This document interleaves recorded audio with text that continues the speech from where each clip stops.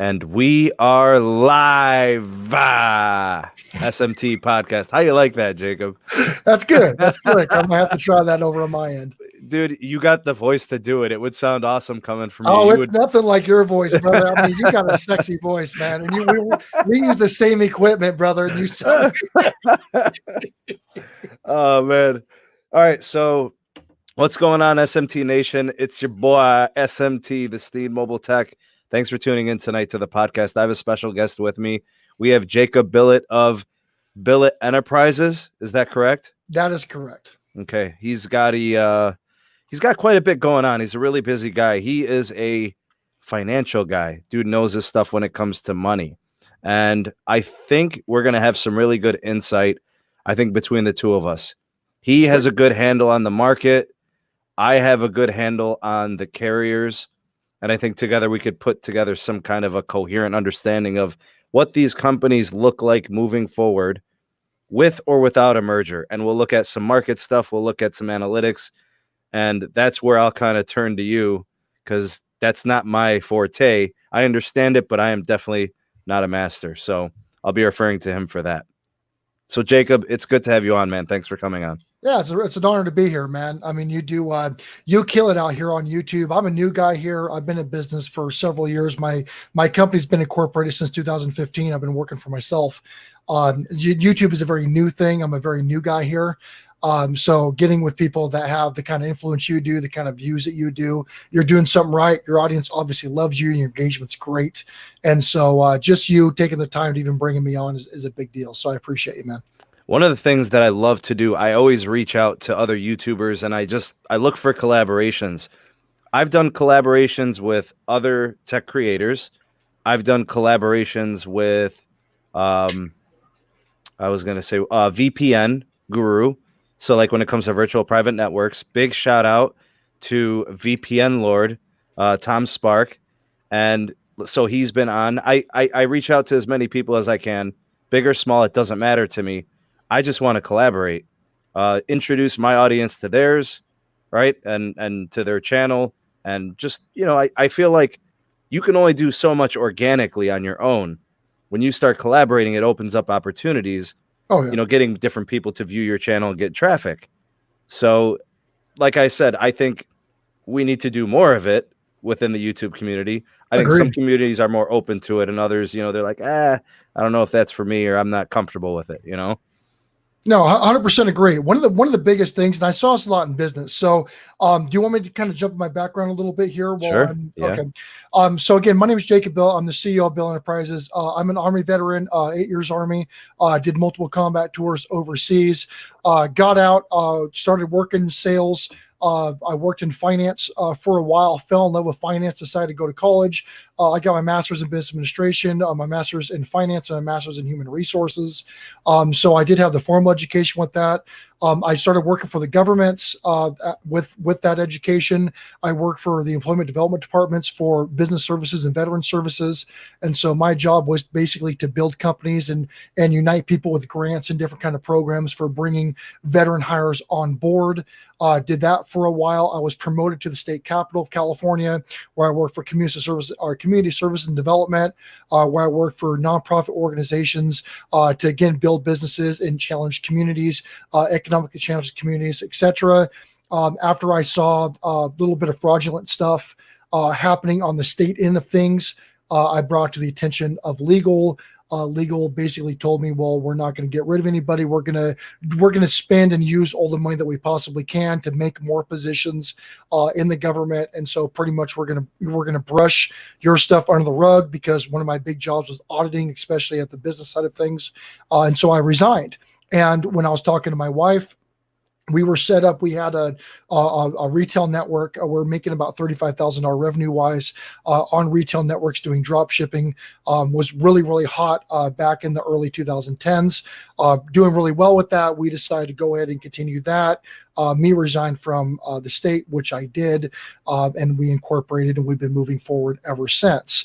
And so the reason why I bring that up is not like, hey, look at me. The reason why I bring that up is because in business, when I was a younger entrepreneur, when I was trying to get my feet wet, get investors to come on board, get people believe in what I did with my background, with my experience, one of the big things I'd see with businesses is businesses would rather compete instead of collaborate. And in some instances, competition is good. Healthy competition is good. It drives down prices. It opens up free market. People have the option. You're not monopolizing. People have the option to search and shop different ways. And so it really forces you to keep your business efficiently. Unlike the government, where the government does not have to be efficient because it exists and it is what it is. And that's one of the biggest faults with the government. If the government was a privately owned corporation, or a corporation, for lack of better words, they would have been bankrupt 30 years ago. So companies can't do that. So good competition is good and fair competition is good. But again, when you take two businesses, one business is really good at something and really bad at something else, or doesn't have the market share in something else, it would make more sense for that business to collaborate with the business, have the strengths and what their weaknesses are, and work together, dominate the market, merge, do whatever they can, because they don't have to reinvent the wheel. There's a lot of resources and costs associated with trying to reinvent the wheel or go into a market. Take for example, like Under Armour, right? So Under Armour came in with the shoe business, and their big thing was that I want 1% of market share. That's what the CEO's goal was. They can do 1%, they can become profitable. The nice thing is that they were able to leverage the college base when it came to their consumers, because they were really big in college sports. That's where Under Armour originated from. So they leverage what they were good at to get into a market. And so when it comes to YouTube, a lot of collaborators would rather tear other creators, try to tear other creators down, and still going, hey, like what kind of value can I offer your audience? What kind of value can you offer my audience? Like, let's get together, let's merge our audiences, let's talk about something, let's talk each other up, let's ally with this, and let's go ahead and start building our influence, start building our audiences. And so with larger channels, especially, I've seen larger channels kick people out, kick supporters out of their channels because they're subscribed to somebody they don't want them to be subscribed to, or they're watching somebody that they don't want them to. Wow. And I've seen this. I've only been here for a few months, right? And I've seen people legitimately get kicked from communities and get banned, and all of a sudden all this trash talking is happening because they're subscribed to somebody that they don't want to be subscribed to. It's the strangest thing. But again, with YouTube, some people like this is their purpose, and YouTube is just a tool. YouTube is not life. Yes. This is just an extension on what else you have going on. So anyways, the reason why I brought all that up was that it's really cool that you're doing that. I think that's going to lead to your success. I think that's why you're doing so well now with your community as you do that. Yeah, thank you. I really enjoy these opportunities. I see a lot of potential in them, and these relationships that you build, these bridges, these connections, they don't have to stop at one collaboration. It leads to, potentially 2 or 3 months down the line, 6 months down the line, something comes up, an opportunity comes up, and that relationship is there, and it's pre-existing, and it's healthy, and allows you both to take advantage. I've never looked at anybody who has a similar channel to mine and thought to myself, they need to die, I need to thrive. I've never looked at it like that. That's toxic. I mean, it really is. And honestly, like in a market where you are the person, like you could subscribe to any channel you want. You could buy any periodical you want. My subscribers are here for me. They want me. I'm what's really for sale. All the information I provide is all researchable. I kind of put it into my own way. I provide my own analysis, but update-wise, this is information that's at the disposal of any consumer that wants to find it. I mean, I have a couple of decent resources that I would consider confidential, if that. I just get information a little sooner before some. That's really all it is. So I don't get anything unique. It's me that I'm selling in a way. You know what I'm saying? Like some of the information I think is pretty general, and then sometimes it's my style, it's my twist that people might be enjoying. That's why they're subscribed. Maybe, I don't know. So that's kind of my view on it. You know? Yeah, well, the content delivery, and that's something that so I've got a couple of channels that come into my power networking segment that I do, where I bring creators in, people showcase their content, talk about who they are, what they're about, what their goals are, because to me, there's not a lot of spaces that you can do that, because if you and I've seen this on a lot of live streams where people will come in and go, hey, my name is so and so, I just started here, this is what I do, I'm looking forward to meeting some people and really trying to expand my brand, or whatever they say there, and they'll get banned from live streams, which I understand. That kind of stuff does get abused. I understand that there's a lot of people that spam. I totally get that, but a lot of creators don't have the opportunity or the environment created for them to come in and talk about themselves, and so and again, some creators don't want people to talk about themselves because it takes the attention away from them, which I think, I mean, I don't know how fragile your ego has to be for that to bother you. Right. But again, I mean, some people are like that. Again, like I said, some people do abuse the system too. I totally understand. But I have creators. I have one channel that comes in, has 210,000 subscribers, and they have over 70 million views. I mean, a really, really big channel. And they'll come in and they'll network with people. They'll talk to people. They'll give advice and everything else and stuff like that's really, really cool. And one of the biggest pieces of advice that this person gave me, by the way, the channel's MMO Bite and his wife Mystics that comes in, and I talk about them pretty regularly. And then I got another channel that comes in. That's I think 205,000 subscribers, and I think like 15 or 20 million views. But I asked them because they're successful, and so I will always ask successful people, hey, what works for you? Like, what have you seen? What kind of advice would you give people that are in my position? And you actually nailed it, because they'll say, hey, a lot of the times that, people, I mean, the content does matter to a lot of people, but the majority of the people, no matter what their content is, if you build that reputation, if you have that integrity, if you have that good audience engagement, they're there to watch you. They're there to see what your reaction is, and that's the thing. And that's something that I learned as a CEO, is that everything I do is public. Everything I do is, I mean, all of my records are public. My taxes are public. My properties are public. The financials of my company are my financials are private, but my filings are public. If you really want to dig that far, right? Because I'm a privately held corporation. It doesn't behoove me to get live in front of the world and lie to people. It will do nothing good for me, because with just a little bit of research, you can disprove me very easily. And so when you build that kind of relationship with people, they will even watch you, even on a subject that might not be super interesting to them, because they want to hear your thoughts. And they also like the way that you present the facts, or you present your thoughts or your ideas on the particular subject. And so that right there, you absolutely nailed it, is that they're here to see you. You can get this information everywhere if you look hard enough. And a lot of times you have to look that hard, really, because a lot of your stuff is trending. It's on trending topics.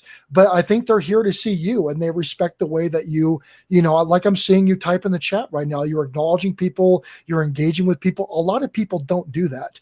And so that's super respectable, and that's why you do so well.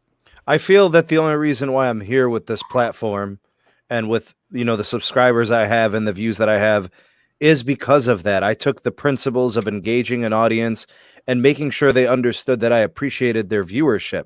So from day one, when I first started making videos, I thanked people for watching, and then I encouraged them to subscribe, and you'll be thankful that you did, and you'll enjoy the videos, and all those things. And I constantly do that.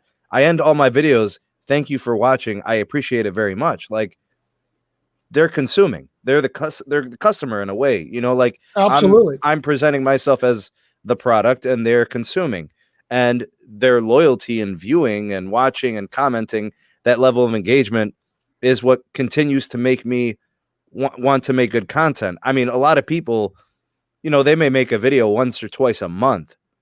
I choose to make a daily video. Sometimes I pre-record on days where I'm not recording, I'm editing, but I always try to actually have a daily video, whether it's an update on a trending topic or it's a concept video that I've never done before and I just want to do something different. There's always something. I feel obligated to continue to just drive out content, and I try to do as much as I can at once, even if I am going to defer uploading. But I'll record, and then I'll edit and I'll add music, and there's always things that I could do even if I'm not recording and I'm taking the day off. You know what I mean? I feel like my audience deserves that. They do. Like I do my best to serve them in a way. You know what I'm saying? And you'll see, like, they're so kind. My community is very nice. My community is a lot like yours. They're very positive, they're very interactive, and they're very thankful, for the things that they, in terms of like updates, and they want to know about the latest news and trending topics. They're appreciative of it. And I'm really thankful that I do have the community I do have. So that's a big thing. That's what differentiates a lot of people, is that, quite honestly, a lot of people on this platform, especially in like networking streams and people that I've met, because again, I have a decent following. I was a professional athlete for a little bit, so I do have a little bit of that following from my bodybuilding and professional arena football days. And so, I had a little bit of a base, not very much. Especially with the topics that I talk about, most of my base is more, they're more interested in seeing, me, rep 600-pound squats or watching me like hit offensive linemen and play ball and be on stage and all that stuff. So when it comes to me talking about what my passion is, a lot of my base that I made from, athletics, didn't really transfer over. So I started with a very, very small base. But one of the things that has helped me is that, I was monetized in about 5 months, which some people do a lot faster than that. A lot of people, they never reach that. So it's not like, oh, I'm all that, I'm the fastest guy. But it's a little bit better than average. The average I've been seeing is about a year or so to get monetized on the platform. So that's a cool thing, but that's just icing on the cake. Like, you don't at channels with our size, we don't get rich off ad revenue. You know that. You know what your ad revenue is. We don't make a ton of money off of that. The money that we make is off of either affiliate sales, or it's off of, membership sites or memberships, or consultative selling or donations. These are supports that people will come in, and that's something that we work for. That's something that we earn, and the vast majority of YouTubers, they, for whatever stupid reason, think that once they become monetized, they're going to be rich. It's the craziest thing, because it's all about 1K subs, 4K watch hours, 1K sub. Like, all of a sudden, like, all of our dreams are going to come true when they hit that. That's just when you start. Yeah, you get a few extra tools, but a lot of these guys have a $3 or $4 CPM, if that. That's nothing. That is nothing when it comes to revenue. What's considered a good CPM? A CPM right now, from what I've seen, is anywhere between $5 to $7 CPM is considered to be good. That's considered like the average to better than average thing. And it's funny, like, a lot of the channels that do what we do, a lot of the business oriented channels, we typically get paid more. Like, my CPM currently right now is $11, and I'm a very small channel. However, most of my stuff is business related. You should probably have a good CPM as well, because your view duration is probably really good. Your engagement factor is really good. So you can keep people on for more ads, basically. If your view duration, like my view duration, I think is 12 minutes right now, that's 3 ads on a video that these people are seeing. So that's a good amount of money for ad space. And I buy a lot of advertisements. And so I bid for ads. I've done ads on Google AdSense. I do ads on Facebook, so people don't realize that business is auctioned for those ad space. And I'm not going to pay money to channels that have like a 30-second view duration, which is a lot of these channels that network the wrong way. That's about the typical thing, between 30 seconds to a minute. So that's worthless to me. I'm not going to pay them any money. And would you be surprised if I told you that my average view duration was over 4.5 minutes? Well, it depends on your amount of content. Like, so is the majority of your content videos? Because my average view count or view time on my videos is about 5.5 minutes. My average view per stream is about 15 to 20, and it averages everything out. And so when a stream is done, the stream gets uploaded as a video. And so the analytics are counted as videos. So it doesn't differentiate between stream and videos with your analytics. Okay. It averages everything. And so as a streamer, But again, there's a rule of 3 on YouTube too. So after every third video that you upload, it really does affect the first video that you've uploaded. So YouTube, I mean, when people upload 3, 4, 5 times a day, and some people do that for like sleep streams and silent streams and all this other crap that they try to do, they actually start killing their own streams and killing their own videos because, I mean, Google's not stupid. They're a multi-billion-dollar company for a reason. I mean, there's a reason why they charge for ads. There's a reason why they dominate. And that has a lot to do with the AI and the algorithm they have built into Google. Google right now, their AI is now watching content. They're actually gauging thumbnails on facial expression by the whites of the eyes, by the reaction. So they're actually watching this and ranking. And they're doing that with videos now too. And Google has actually gone out and said that that's the next thing because of the keyword abuse and the tag abuse that's being put out there right now, is that they want to be able to see really what you're all about. And if you have alcohol in the background, if you have things that are out there that are considered inappropriate, especially after the COPA regulations, so there's a lot of stuff. I mean, Google already automatically transcribes your videos anyways. Sure. So yes. Google knows what you say. So it's already tracking you on that aspect, and things are only going to get more sophisticated. So when it comes to all of that, I mean, it's all about what the advertisers are going to pay. That's what's going to push that CPM. And so that's why view retention and engagement, not really size, is a huge deal. Size, like you were talking about with sponsors and all that, because a lot of companies can't build value on platforms like this. A lot of companies are not capitalizing on YouTubes and Twitches and Mixers and all that. A lot of businesses are really, really far behind on that. That's one of the reasons why I'm employed with a lot of companies to start bringing them onto social media, because they've never leveraged that before. The old handshake brick and mortar business is a dying breed, and either you adapt or you sell out or merge and you move on. Mm-hmm. So that doesn't surprise me at all, quite honestly. And still 5 minutes. And again, it's a percentage of video. So if your typical video is say 10 minutes, that's a 50% view duration retention. That's good. Anything over 50% is considered excellent. So that's great view retention if that's what you're doing. Okay, well, this is the SMT Podcast. Today's date is January 10th, 2020. We are going to be talking about T-Mobile and Sprint today, a little bit from the financial side, a little bit from the performance side. We'll talk about the merger proposition. We'll look at the synergies between the two companies. How would they fare alone? How would they fare as the new T-Mobile? How do they stand in terms of their future in the market? We're going to look at possibly... We'll talk a little bit about our YouTube experiences kind of towards the end. But let me do some quick shout outs. Let me give a shout out to the SMT Patreon page. In case you guys aren't aware of it, it is in the description box. We also have a link for the second channel, SMT Livestream. So after this live stream wraps up, it gets archived to the second channel, the Mobile Tech live streams. So replay crew, big shout out to you guys. You can find it there. Also, big shout out to the SMT Podcast. It's been created on Anchor, so you can find it on that platform. We're also on Spotify, Radio Public, Google Podcast, Pocket Cast, and Breaker. So we're on your favorite podcasting app. And and if at any time you want to go ahead and make a donation to the channel, and that you want to show your appreciation for the hard work that we do here on the SMT, there's a PayPal link in the description box, and you're more than welcome to leave a super chat, and we can highlight your question or statement and give you a special shout out there. So thank you guys for those considerations in advance. So we got Jacob Billitt of Billitt Enterprises, MBA, very successful in the DBAs and corporations, financial consultant in a way. He does a lot as an investor. He's also a YouTube creator. We're going to take a look at his channel. We'll look at the main page. We'll look at also his Twitter account. And I think he's also on Twitch, possibly, maybe coming back to Twitch. Okay. Yeah, I just got affiliated on Twitch, but I won't be launching a full strategy on Twitch until next week. Okay. Yeah, I'm affiliated, so I get the ad revenue and donations and all that stuff.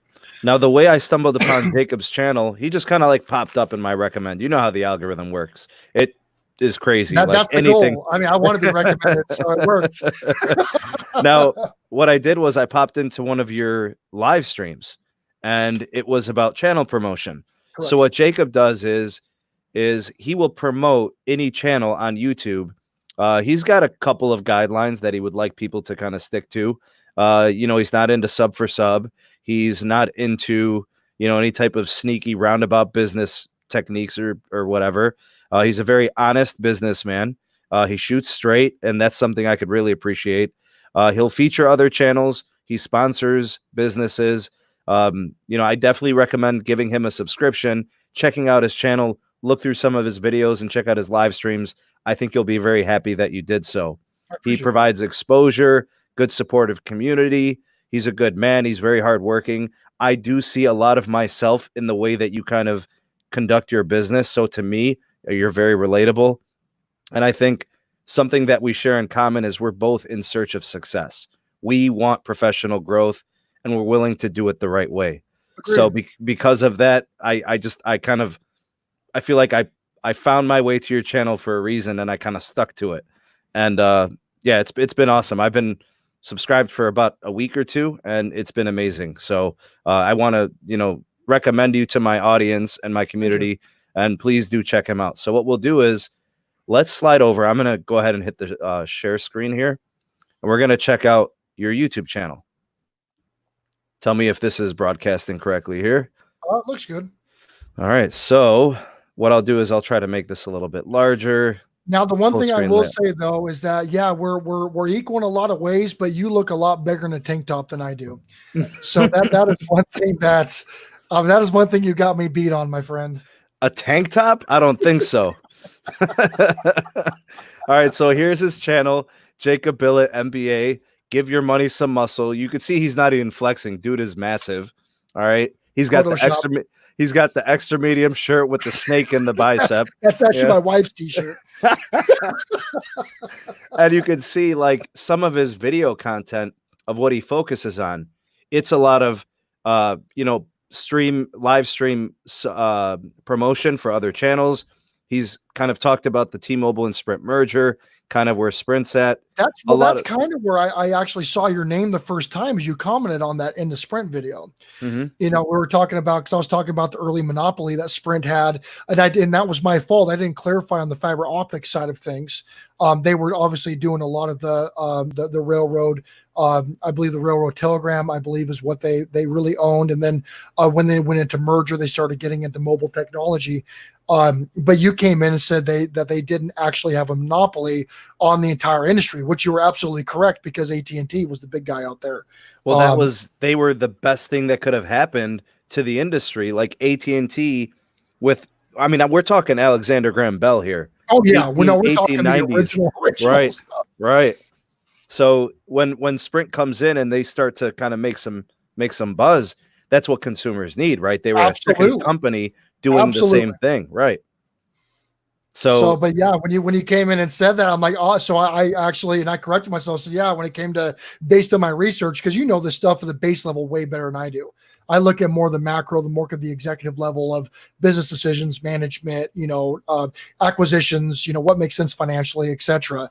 But you're like a ground level, like you are like the soldier in the battlefield that's going out that knows this stuff because your life depends on it. You're a science teacher, man. That's what you're all about. You're about facts, you're about science, you're about, how things work at the fundamental level, which is really cool, because in this industry, I'm not at that level. And so again, that's where the collaboration comes in. Sure. Because you know things at that level that, I was watching a video when you were talking about the different towers in Puerto Rico and the United States, the new technology was coming out and the different stuff that these phones use. And I was like, I had to watch that video like 4 times going, okay, well, I was like, write notes going, I've never heard of that shit before. The one thing I will say for anybody that jumps into my channel, I always tell them, don't worry. You don't have to learn everything at once. Just stick with me. Within a month, just hyper intelligence, brother. Right. That hyper intelligence. I'm into the mastery. I'm into the mastery. Like, okay, so if you're gonna question my credibility, then I have to convince you that I know what I'm talking about, right? I've got to prove that I really understand it, and I'm okay with that. I'm not here to sell you anything that's false. I'm in search of understanding. I'm in search of knowledge. And in the process, I learn stuff all the time. I have subscribers of mine that literally teach me things all the time. Mm-hmm. Because what happens is some of the things that are true in some markets are not true in others. And they live in those markets. So they express those experiences and those things with me. And I'm like, that's amazing. I had no idea. So I don't go into the comment sections flexing. I go into the comment sections to like legitimate have discourse and ask people, could you expand? Could you explain? Or like on Twitter, I have had many conversations with people who know more about certain types of technologies than I do. And it's because of those interactions that I actually get the correct information. So you're not going to get a stubborn old mule out of the SMT. You're getting somebody who is open to the discourse and is just in search of understanding. And that's the future of business. That is the future of business. Nothing speaks higher about a man's character and humility and willing to, and again, it's when you stop learning things is when you become ignorant. Sure. When you stop being open to things is when you become ignorant. And that's the truth. You're never going to know everything. Even in my field, I've got my master's degree. I'm eventually going to get my doctorate degree. I've been kicking around going back to school for it because I'm getting ready to write my first book. And so I think written by, PhD would be kind of a better thing than MBA, quite honestly. And again, sometimes this title does sell. I've landed jobs Absolutely. Because of my education background, and it doesn't mean that I'm better than anybody else. As some people prefer the formal education, especially the government. The government is all about formal education. That's true. They'll take a 4-year degree over 20 years of experience. It's the craziest thing out there. But that's how it works. Yeah. So I had to play the game, right? Yeah. So again, it doesn't mean that, I make mistakes every day. I legitimately make mistakes every day. Matter of fact, I'm a very timely guy, and I got into this podcast like at the exact time I was we were supposed to work our pre-stream 10 minutes earlier, and I was not able to get here because I was wrapping up some other business. So we always make mistakes, and I can always learn.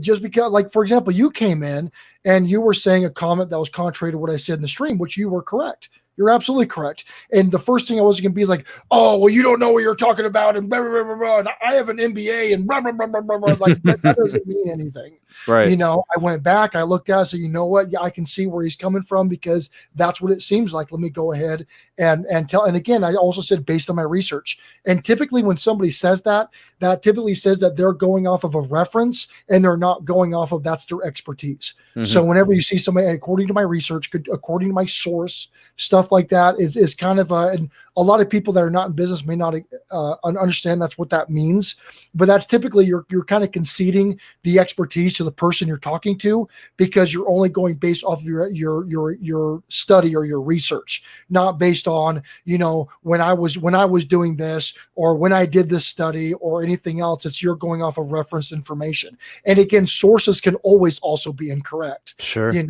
that's the nature of the beast. And so even though you may think you have a good source, the person that's experienced and in that field should always trump what a source is if a source is incorrect. And they can typically always point that out too. And that's just a professionalism. That's a professional courtesy. Doesn't mean nobody's calling you out. Doesn't mean anybody's going against your work. And that's what professionals do. Yes, professionals go, hey, because at the end of the day, just like you were saying earlier, at the end of the day, both of us being professionals, it's our duty. It is our duty on a platform to give out correct information. Mm-hmm. That's our job, right? Especially if you're an influencer. Of course. That's what you do. You do the right thing. And if you don't know, there's nothing wrong with saying, I don't know. Let me do some research. I'll get back to you. Instead of just flying from the seat of your pants and giving out bad information, because a lot of people don't have the time to cross-reference and research. That's one of the biggest reasons why the mainstream media has its clutch on the American populace right now.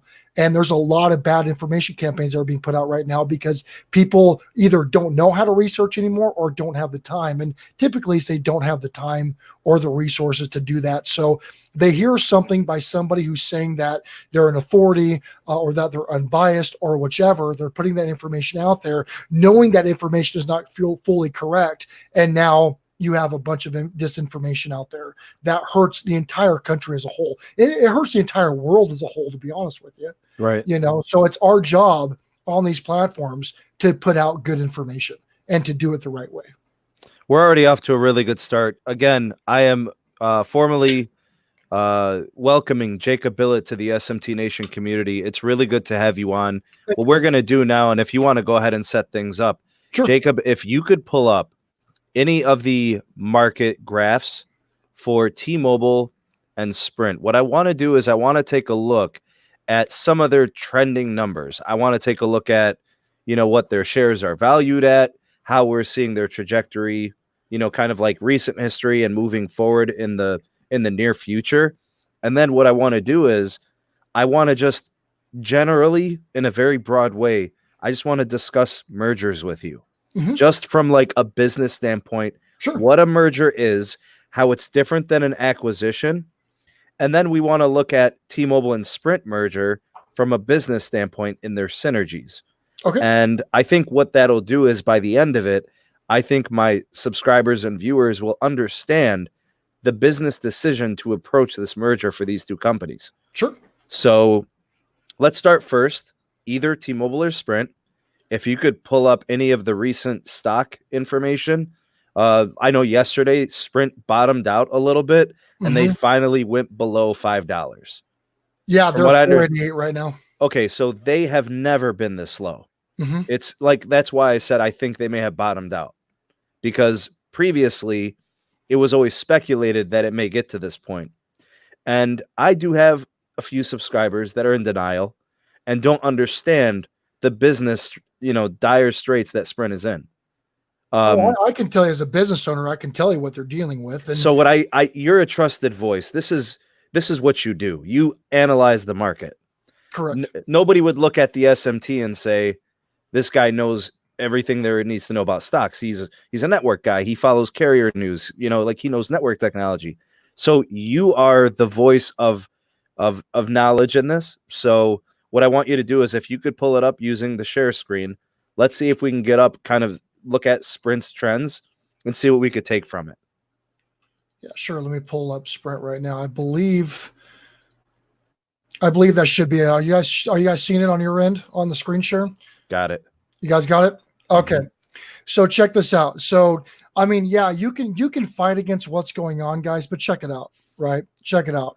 And again, coming here with an open idea, you could hate T-Mobile, totally fine. I'm not a T-Mobile user. I'm an AT&T user. I'm not super happy with AT&T either. It is what it is, right? So when you look at the data, what's going to make sense for this company? Just think about it for a second. What's going to make sense to this company, right? And not just that, but what are the analysts looking at? And also what are the institutional investors going to do with the stock as well? So first of all, we're looking at the 1-year performance of the stock, right? So obviously we're negative for the year so far. Now you can always look at, economic trade wins, verticals of the market, et cetera, et cetera. The fact of the matter is trending over a year and then trending over multiple years. What's going on? The market knows what's going on with Sprint. Right? When it comes to how business is operated currently right now, you have what's called new adapters to technology, and that's also a thing in the business market. So in the business market, you've got T-Mobile that's come out, getting a huge social brand right now. They're revamping their company. Think about it, the millennials are the second largest buying factor and buying force in the world right now. Boomers are going out. Boomers are going back into their fixed income. They're very limited on what they can do. And so they're relying off of fixed income. They're not the big spenders anymore like they used to be. Now the millennials are what's being targeted right now. Again, and I don't care what your thoughts are, millennials, it doesn't matter. Millennials is where the money is right now. And that's also where the viralness comes from. A lot of people that are in millennial generation, what they do is that they try to emulate each other. They want to do what's hip. They want to do what's cool. And that's something that T-Mobile is absolutely destroying right now.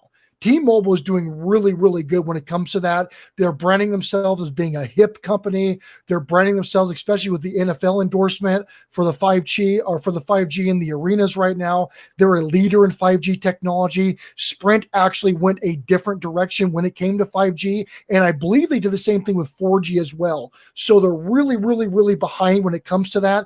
You're talking about emerging technologies right now, and something that's considered a hyper competitive industry. And so again, it's all about what's going to get the consumer. Sprint is not seen as a millennial company. Sprint's biggest thing, you take a look at Ford Motor Company.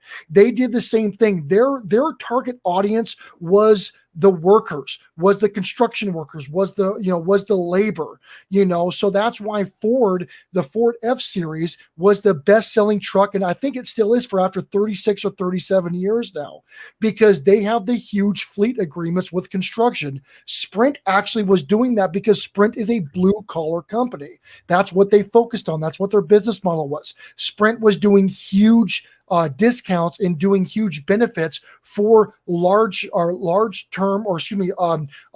companies that are in that kind of field. That was their target. You've got these other companies that are focusing more on the consumer groups, and Sprint was offering a better cost or a lower cost when it came to phone plans because they had an actual lower service. But because of, even though it was good, it wasn't great, so that justified them charging a lower amount and being a low barrier of entry or a low cost of entry to get people to subscribe to their services. And they would get a little bit less of the technology. They have a little bit less of a network. They have a inferior network to what else was being out there because people were being charged a higher dollar. Well, now because of competition, because now technologies are more readily available, smartphones are made a lot cheaper now. There's a lot less cost associated to have an advanced network. Sprint does not have that network anymore. They cannot compete when it comes technologically wise, and you have all of that stuff in the detail. This is something that's seen at the executive level. Everybody knows that Sprint doesn't have the best network. They don't. Their biggest thing when it came to marketing was being the lower cost. And a lot of people, especially in the United States and especially corporations, myself included, is that cost is a big deal, especially if I have thousands of phone plans. If I have thousands of phone plans and each phone plan with Sprint is $5 cheaper than the next competing brand, who do you think I'm going to go with? I mean, who do you think I'm going to go with? Yeah, slam dunk. Yeah. Yeah, that's how that works. That's why, again, with car manufacturers, when somebody finds, like an engineer finds a way to use a cheaper piece of material that may save the company a nickel, but take that nickel and times that by, say, I don't know, 100 million. That's a lot of money. Sure. That's a lot of money. And so that is what Sprint's model was. And it worked for Sprint for a while. It did. It worked. However, just like with anything else, when people bought your first VCR, the very first VCR that came out for tapes, right? It cost us what, $500, $600 for a VCR. You can buy a VCR right now for $20 if you can find one, because they're outdated technology now. And so again, that's the model that Sprint was basing it off of. The problem is that they didn't adapt to new technology, and the market sees it. The investors see it, especially institutional. The institutional investors, I don't care who you are or what you say, there is always insider trading. Always. Sure. Yes. Insider trading is the thing. Let's just call it for what it is. Yes. And so when you have a company like Sprint that's losing majority of their shares are being sold by the institutional investors, and institutional investors knowing where this company is going to go, they make billions of dollars to get on trends before they become trends. They're indicators, really. Absolutely. Is what they are. They're signals, they're flags telling you what's going on. Absolutely. And so and again, like everybody likes to say, is follow the money. If the institutional investor is leaving a company, all the indications are bearish. They're actually almost below their current stop loss right now, right? Like this company is being tanked right now. And that's because the merger is on the verge. Now, and I don't know where they're at with the state lawsuit. So I'd love to hear your expertise on that when it comes, because that's what's really holding back. Because other than that, government wise, from my last research is they've been cleared. Besides the state lawsuits, they have been approved by the FCC and the Department of Justice. They have every regulatory body from the federal side. They've been cleared. Yes, that's from the last I heard. That's correct. Right. So what we have now is an attempted block from a group of about a dozen or so states, the big ones being New York and California. Of course and because it gets political at this point, because it is all Democratic in this case. There was a very big Republican state, but they flipped. T-Mobile was able to flip them. It was Texas. So now really? So it really is completely partisan in this case. So I think a judge, any competent judge can see that. I mean, that I'm not even brilliant. I'm not even smart. Like, a judge could look at that and say, well, it's all Democratic state. It's all blue states. So, and then President Trump comes out and says things like, I support the merger. We need this, the synergies, 5Gs. Now, I mean, it's gotten very political. You know what I'm saying? Well, if Trump is going to endorse it, and I don't want to get political here. But that's what this merger is. We can't. When this first happened, when I first heard states wanted to block, I waited. I didn't say it was political. It wasn't until all the states started to come out. I was like, okay, another one. They started to pile up. They were all Democratic states. And it was all Democratic attorney generals coming out saying, we want to block. We care about the consumer, competition. They don't, though. But they don't. And here's how you know. So they're in court. All these trials are going on. There's no remedy. There's no like, okay, well, we've already gotten clearance from the FCC and the DOJ. If you are a state attorney general and all you're talking about are some WhatsApp messages between John Leisure and Deutsche Telekom, what does that have to do with the competition and the consumers you were talking about? Their argument has not even really been presented in court. They're trying to find dirt on Sprint and T-Mobile instead of saying, here's what's going to happen if this merger goes through. Here's what's going to happen to the consumer. Here's what happens to the market shares. They haven't even mentioned any of that stuff. They haven't talked about prepaid customers, low-income customers. None of that has been mentioned. All they care about is block. But there's no remedy and there's no mention of consumers. So my point is based on what I've seen in trial, and we're going to get news next week on some kind of a closing thing from the judge, a final statement. I mean, I expect the judge to clear it. I don't think that if the judge is saying, have the states done anything to block this merger? The answer is no. And that's for me, just listening to the testimony and reading all of the transcripts.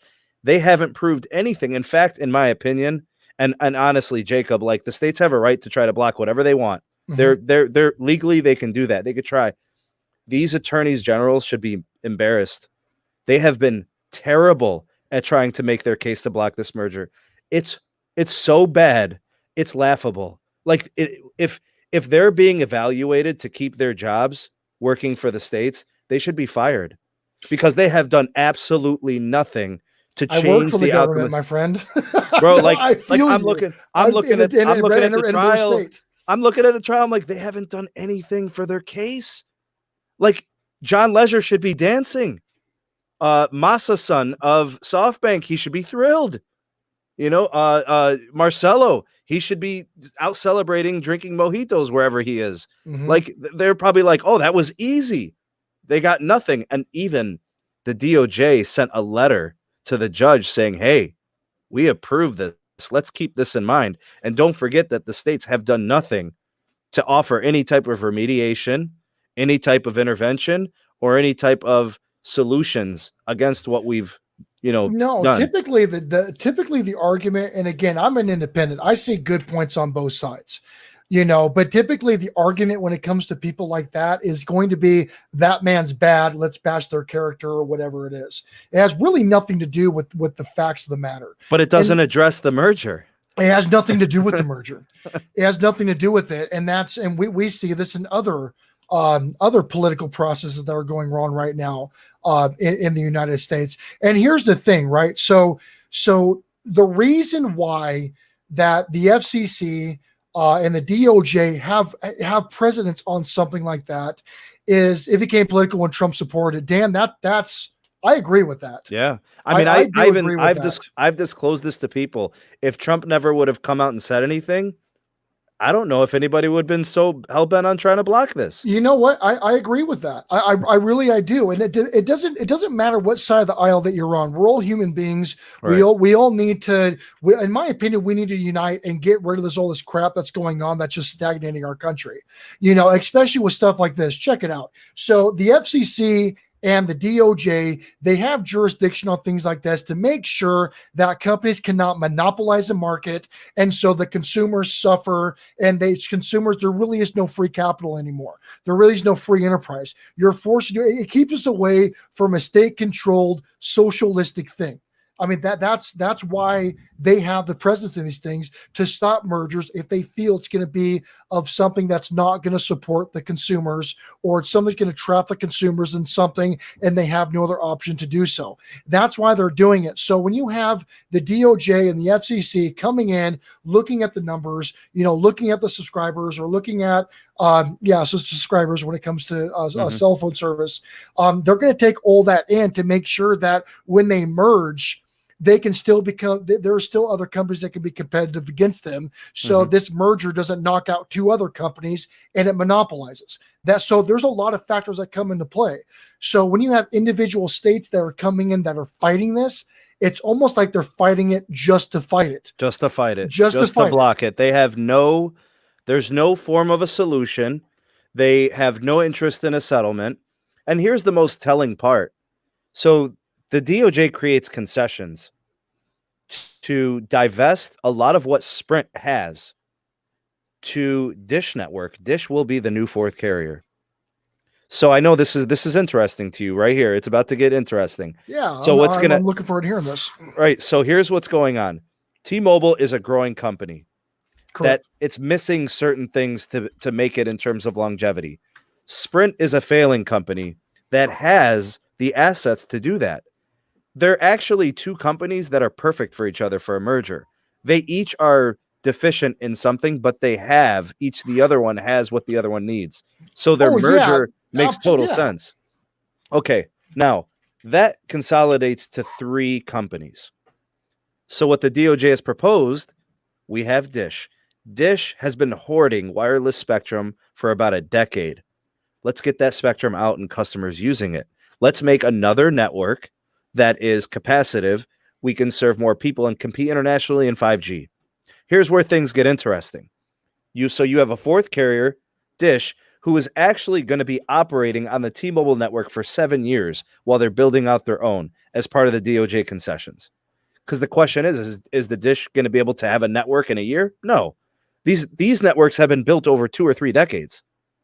So they need time to build. So what we're going to do is we're going to let them use the T-Mobile network with Sprint's assets and all that great stuff, MVNO, mobile virtual network operator, and they're going to be building their network simultaneously while running over the T-Mobile network. So that way they're a true competitor. So you see how they're building these concessions? We got a fourth carrier to replace the loss of the fourth. So Dish replaces Sprint, and we're going to let them use the new T-Mobile network till they build their own. So antitrust is addressed. The DOJ did their part. The FCC is with it because all the wireless spectrum that Dish has been hoarding now gets deployed. All of the wireless spectrum that Sprint can't deploy because they're broke, that gets deployed. It's taking a lot of stuff that has been stored and unusable because the companies haven't used it. Now it's forcing the issue. And they've got fines. They can regulate these things. The FCC can say, you got till this year. You got till next year. We want to see this checkpoint, this checkpoint, this checkpoint. Every checkpoint you don't meet, $1 billion fine. What company doesn't feel $1 billion? Absolutely. Excuse me, I feel $100. Why wouldn't a company feel $1 billion? That's $1 billion out of shareholders. Bro, you know how pissed they would be? Yeah. If they lost $1 billion. Look what's going on with YouTube right now. Look what the COPA that they rolled out because of $170 million on a Google asset. $1 billion is a ton of money. And you know what? You nailed it. And matter of fact, I said that in my video. My hair is all nuts. Sorry. So I said that in my video to where, Sprint's a failing company. I don't care where you are on what side of the aisle you're on. Check it out. Sprint's failing. And the reason why Sprint's failing is because, again, the technology, like I outlined for 10 minutes earlier today. And so, again, you take that customer base, and they have a good subscriber. It doesn't mean that they're increasing exponentially like some of these other carriers are. But again, it's a saturated market. right? It's a saturated market. That's how that works.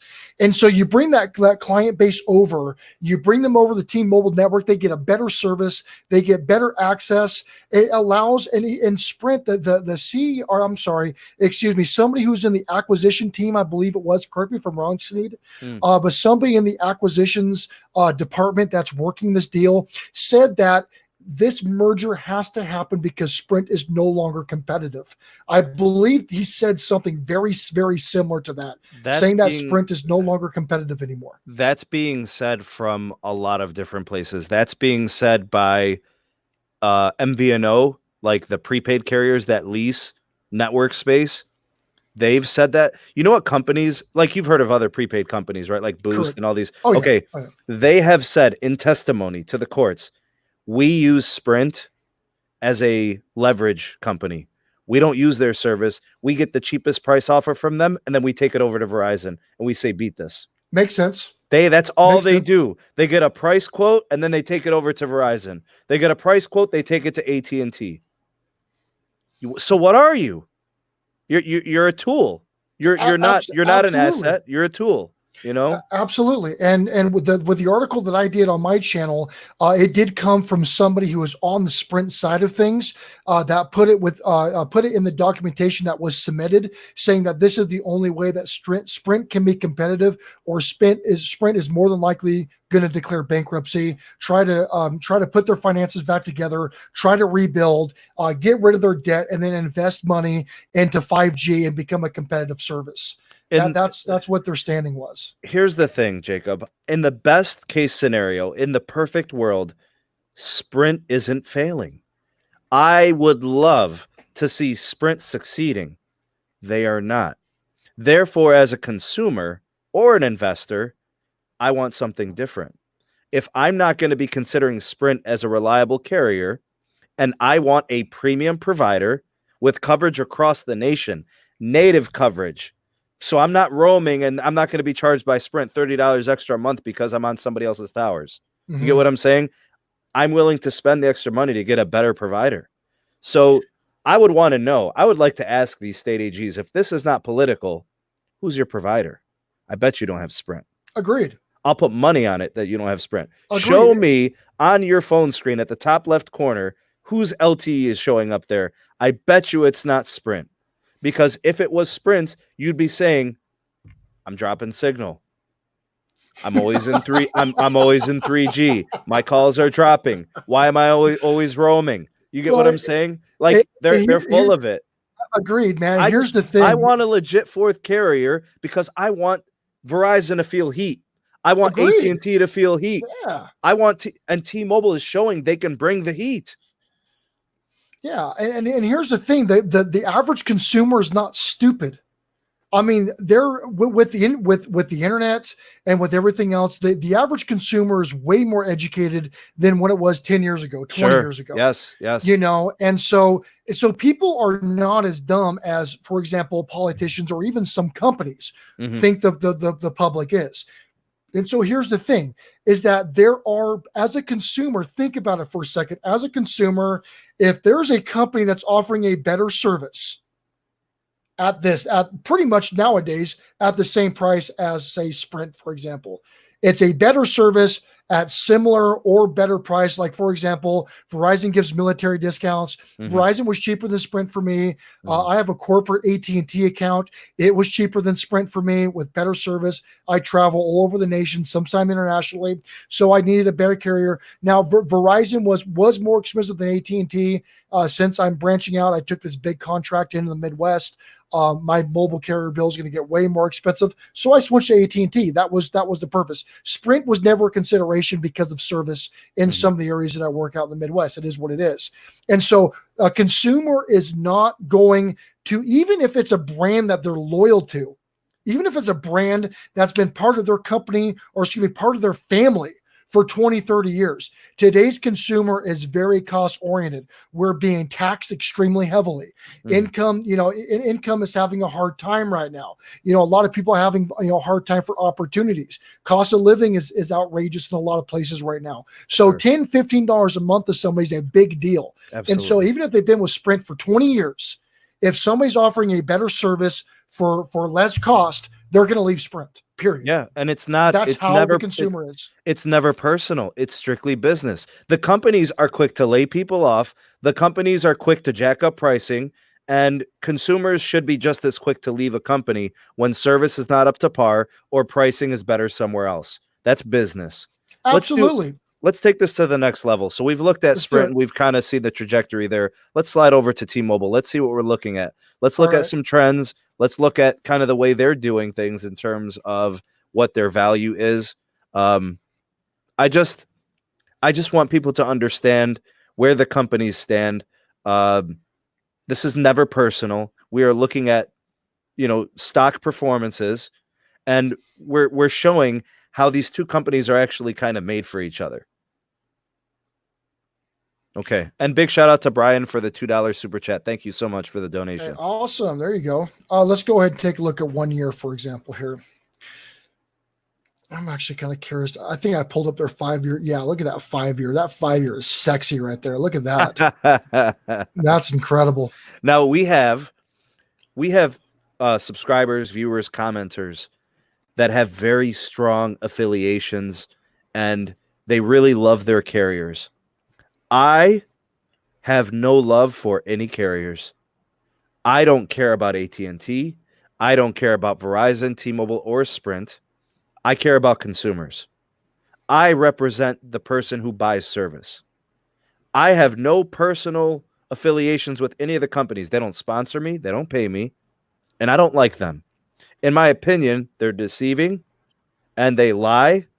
And all I do is I'm here to expose things that they hide from the consumer that people need to know. So before anybody gets their panties in a bunch, let's call a spade a spade. We are looking at the numbers for T-Mobile in the stock market. This is the most recent here, Jacob? This is 1 year. This is 1 year as of right now. Okay. All right, so let's take a look. What is your analysis? What do you see?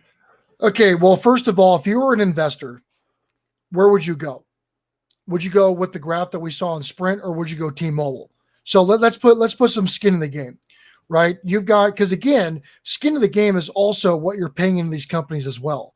Now, it doesn't mean that you're going to be financially liable when Sprint decides to merge. Obviously, there's going to be some kind of rollover into T-Mobile plans or whichever. Because again, we're talking about the difference between a merger and an acquisition. Right. An acquisition is very, very different than a merger. Absolutely. So again, and that's something that I'm kind of on the fence personally between T-Mobile and Sprint, because with the merger, you're also bringing in some of the leadership. Oh, apparently not much is coming to the new T-Mobile side from Sprint. It looks like there are a couple of young prospects who are a little bit lower level executives that will be coming onto the new T-Mobile, but they're giving Marcelo money to go away. They're giving Combs money to go away. So we're looking at compensation packages to exit. But yeah, they're going to pay them out and they're going to send them on their way, because look how things are. You cannot accrue $34 billion in operational debt and expect to get a job. I don't know. I mean, come on, bro. We've heard some bad stuff. Oh my God. I'm not going to go conspiracy theory on this, because this contract. But I mean, look at the former CEO, say Boeing, for example, or J.C. Penney's. These companies that occurred billions of dollars in debt, and they were hired as high-level executives with other firms.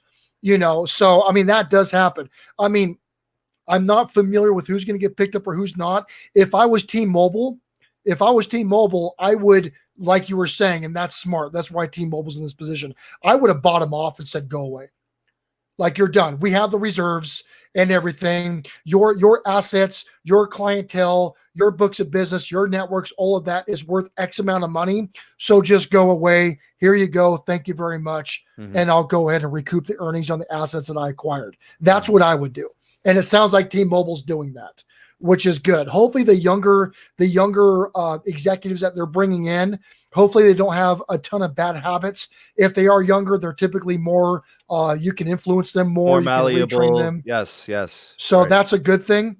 And that's, again, like you said, the old salty dogs. I wouldn't bring in any senior leadership from some Sprint and T-Mobile. Absolutely not. No way. There is no way. There is no way. And so that's why it kind of surprises me. Again, they probably costed this out. They're not stupid. So they probably costed out acquisition and merger. and merger may have made a little bit more sense to them than just acquiring. Yes, You know, the merger it made more financial sense. The merger, it really indicates that Sprint will be operating with 27% of the profitability. They're going to be a profitable company again by being a merge, as opposed to an acquisition. That's basically, we're taking all your crap. You guys are done. Get out of here. Correct. Correct. If you don't have a framework in place, that's a non-producing asset until you build that framework within the new acquisition. So the merger keeps operations how it's supposed to be, and it blends it into other operations that are currently going on. Is that what you're addressing? Yeah, because if you think about it, if it was an acquisition, you're taking the assets. Correct. But in this case, you're merging the assets. Correct. T-Mobile's parent company, majority owner SoftBank, they don't want to lose. If they sell, they lose. If they merge, they continue to generate revenue moving forward. If they have share, and again, it all depends on the contract that they go into as well. It looks like 27%. That seems to be the percentage. You did around. So 27% of ownership within the you said it was the new T-Mobile. The new T-Mobile, yes. T-Mobile. Okay. So I think Deutsche Telekom, which is the parent company of T-Mobile, they're in at I think it's 37%. Okay. Or something. It's much higher. It's substantially higher. Okay, that makes sense then. Yeah. So yeah, and again, that's also because that also costs T-Mobile money as well, coming in because they're dividing equity. They're giving equity away within a company because you're bringing these assets in, and these assets are also going to appreciate. And these assets are going to appreciate with these original Sprint acquisitions coming in that aren't really doing anything. It's just their assets. It's not leadership. So that's why they're paying them off, because if they keep them on board for, not only they're probably going to absolutely crush the company if they have any kind of decision-making roles, but again, if they stay on for 5, 10, 15 years, the appreciation between the stock with this new network, they're also going to get more money. So they had to cost average all that out and just decide on paying them out and moving forward. And that's good. That's a good decision. That's a good decision. I think that was a good decision on them. Here's what we're seeing since 2011. So we're basically just looking at the last decade.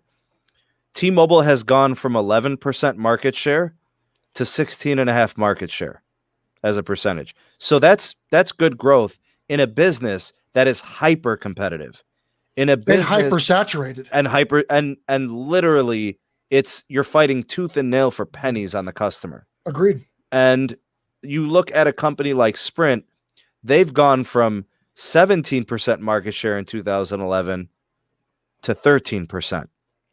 They're a company that has lost a lot of market share, and they haven't grown. There's been zero growth. Like if you take a company, for example, like AT&T, in that same time frame, they've gone from 32% to 40%. So therein lies the problem. The growth is going everywhere else. When you're not growing, other companies are. Oh, well, that's no longer being competitive. Yeah, that's a non-competitive company. So that's been Sprint's thing. Sprint's like, we're not competitive. They're saying it's part of their testimony in court. And T-Mobile is saying it too. They're saying, hey, we're kicking these guys' butts, but we see synergies that could help us, and they're going to be taking on debt. Sprint's coming with about $34 billion in debt. And all it is accruing interest because they can't pay to it. They could restructure it and there's things they could do, but their parent company is refusing to invest in it because it's been a failure for over 15 years. Well, I mean, declaring bankruptcy. Thank you, honey. Declaring bankruptcy. My wife coming in here serving me another beer, so we're gonna get going here. All right. So when it comes to a company declaring bankruptcy, that's a very big business tactic. A lot of people look on that in a bad way. A bankruptcy is a business tactic. I'm not saying it's the most ethical business tactic. I'm not saying that at all. But it is a tactic a lot of failing companies use to restructure because they do have potential.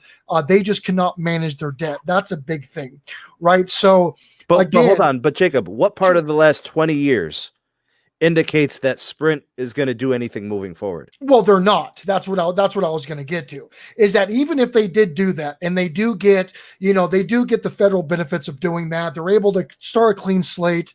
They don't have all this incurring interest. And again, and that is a big thing, because look at what happened to the real estate bubble back in 08 and 09, yes. right? That was huge with our economy. That hurt everybody, because people were going, well, my house isn't worth what I paid for it, I'm just going to walk out.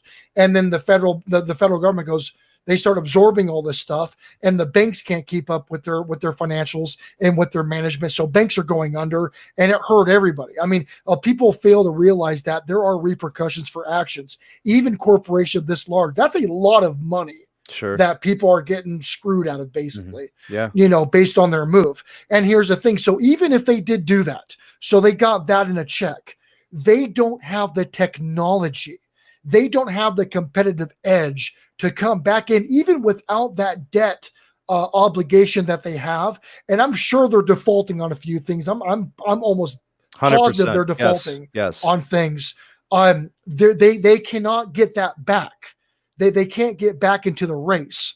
And so that's what the higher level of Sprint is saying, hey, we are no longer competitive. Bankruptcy is an option, but it's not our best option. This is the direction that we need to go. And that's the right choice. Mm-hmm. That's the right choice for them to do.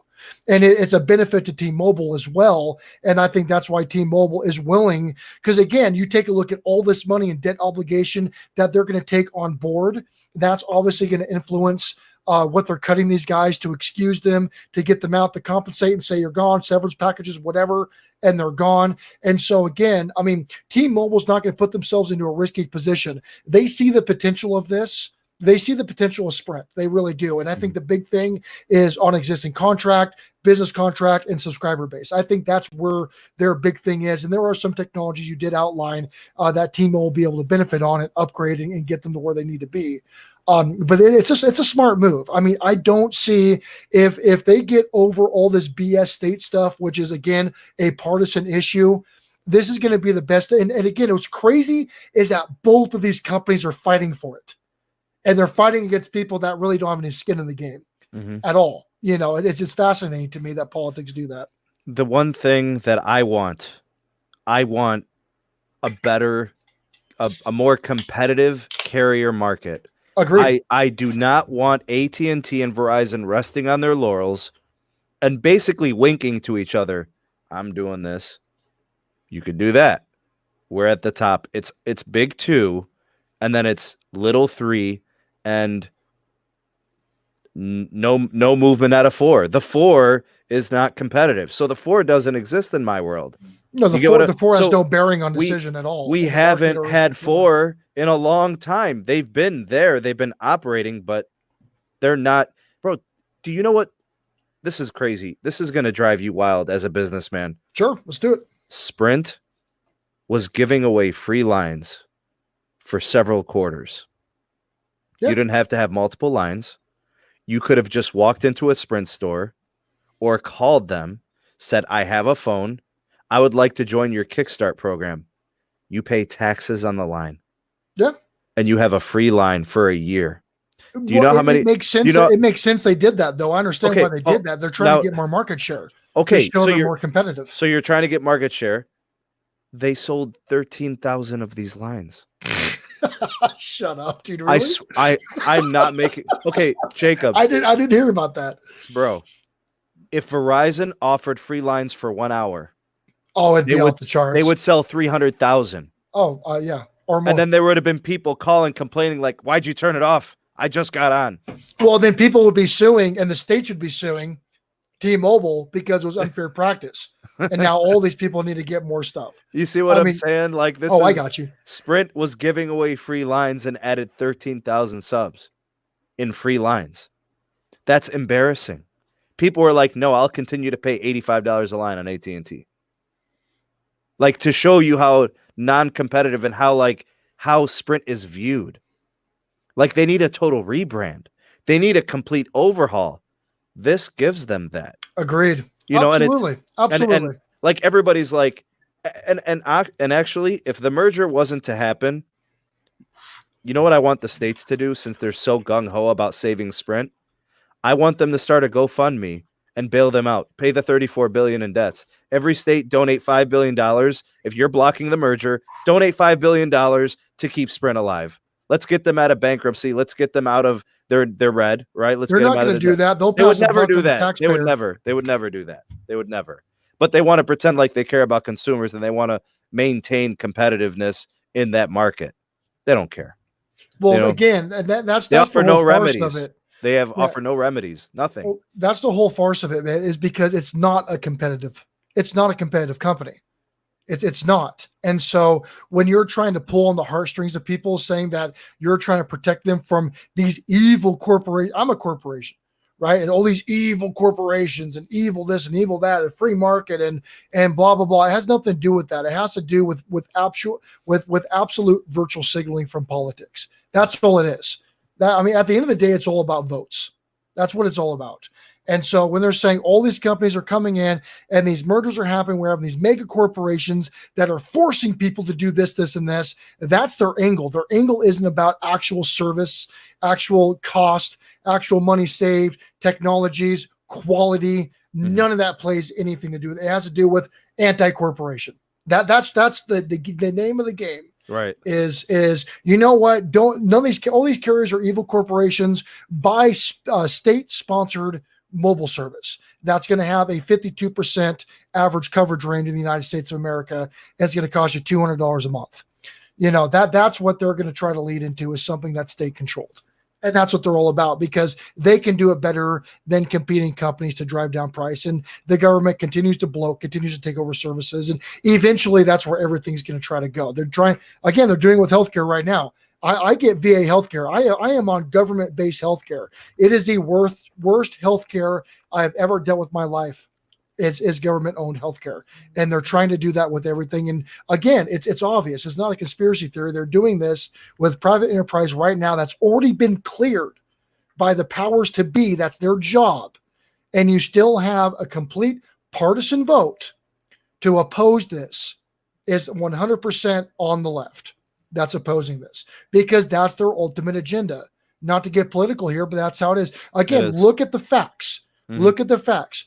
Sprint's failing. Sprint's going to go away either by bankruptcy or merger. Merger's going to help. The states are probably going to get these little settlements or whatever that's going to go into their coffers to bolster up position within the state, to expand state control, because that's what they do. They'll settle for whatever, build up an anti-whatever department, add another 2,000, 3,000, 4,000 positions. And that's what they do with tobacco tax, alcohol stuff, gas taxes, all of that stuff. All that money gets funneled back into the state, expands state control, extends state jobs, and then they just go after the next one. That's how it works. None of that money that money's not going to go to help the disadvantaged that can't afford cell phone programs. No. That money's not going to go there. It's going to go to the 100 people that work for the state now that are in charge of low income cell phone programs, and none of that money goes to the actual people to help. So true. That's where that money goes. The one last thing I want to talk about and discuss is John Legere is not coming back as CEO of T-Mobile. His contract is up April 31st, 2020. What does that do for T-Mobile? Like, with or without the merger, he's gone. So their identity is this guy with long hair who wears pink shirts, all about pink, and pink shoes. And he's given them a brand. He's a face to a company. Nobody knows who the CEO of AT&T is. He'd walk by you. He would just be a guy in a suit. Same thing with the CEO of Verizon. And for the most part, Sprint, same thing. Nobody knows these CEOs. John is visible. John does Slow Cooker Sundays. He's on Twitter. He's on Facebook Live. I mean, this guy is like, he's like a celebrity in a way, as in terms of his visibility. He's all over my Twitter. He's all over. I'm not even following this dude, and this dude's all over my Twitter. He's revolutionized the marketplace because he's brought back unlimited plans. He's done so much good for the marketplace. He created competition in a market that didn't have it. So he's gone, and on April 30th or 31st, whatever his first day is. What does that do, man? We've looked at the market trends. T-Mobile will be a different company no matter who else is there. It's not him. Yeah. Well, I mean, again, in my business sense, what I would imagine is just like, for example, you take a look at successful franchises in movies, because that's really what it's all about.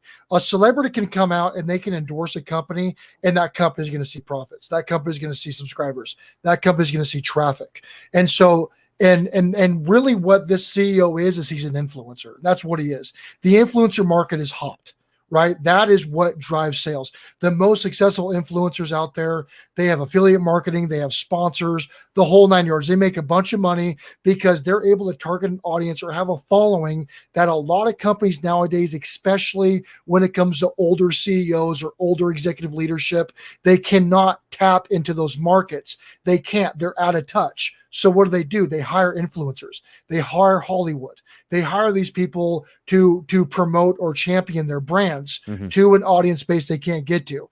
So what's going to happen is that he is going to be replicated. In my opinion, he's going to be replicated just like a successful brand. Take a look at Fast and Furious, right? Take a look at that brand. I hate that brand. I stopped following Fast and Furious on the Fast and Furious 2. I was done. Well, excuse me, 3. I was done. That was it for me. Right. So they're on what, like Fast and Furious 27 or something like that. I don't even know where they're at, right?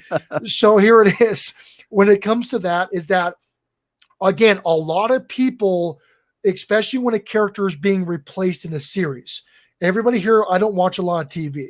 So I don't know a lot of popular series or movies, or I don't spend my time doing that. Right. But there are some franchise. I think the Mummy franchise did this actually, to where they lost the contract with one of the actors.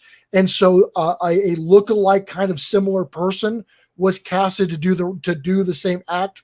And no, did it do as good at first, or did it ever do as good? No, it didn't, because it kind of lost the brand integrity. However, it still did something. It still pushed the brand until people can start accepting that new person.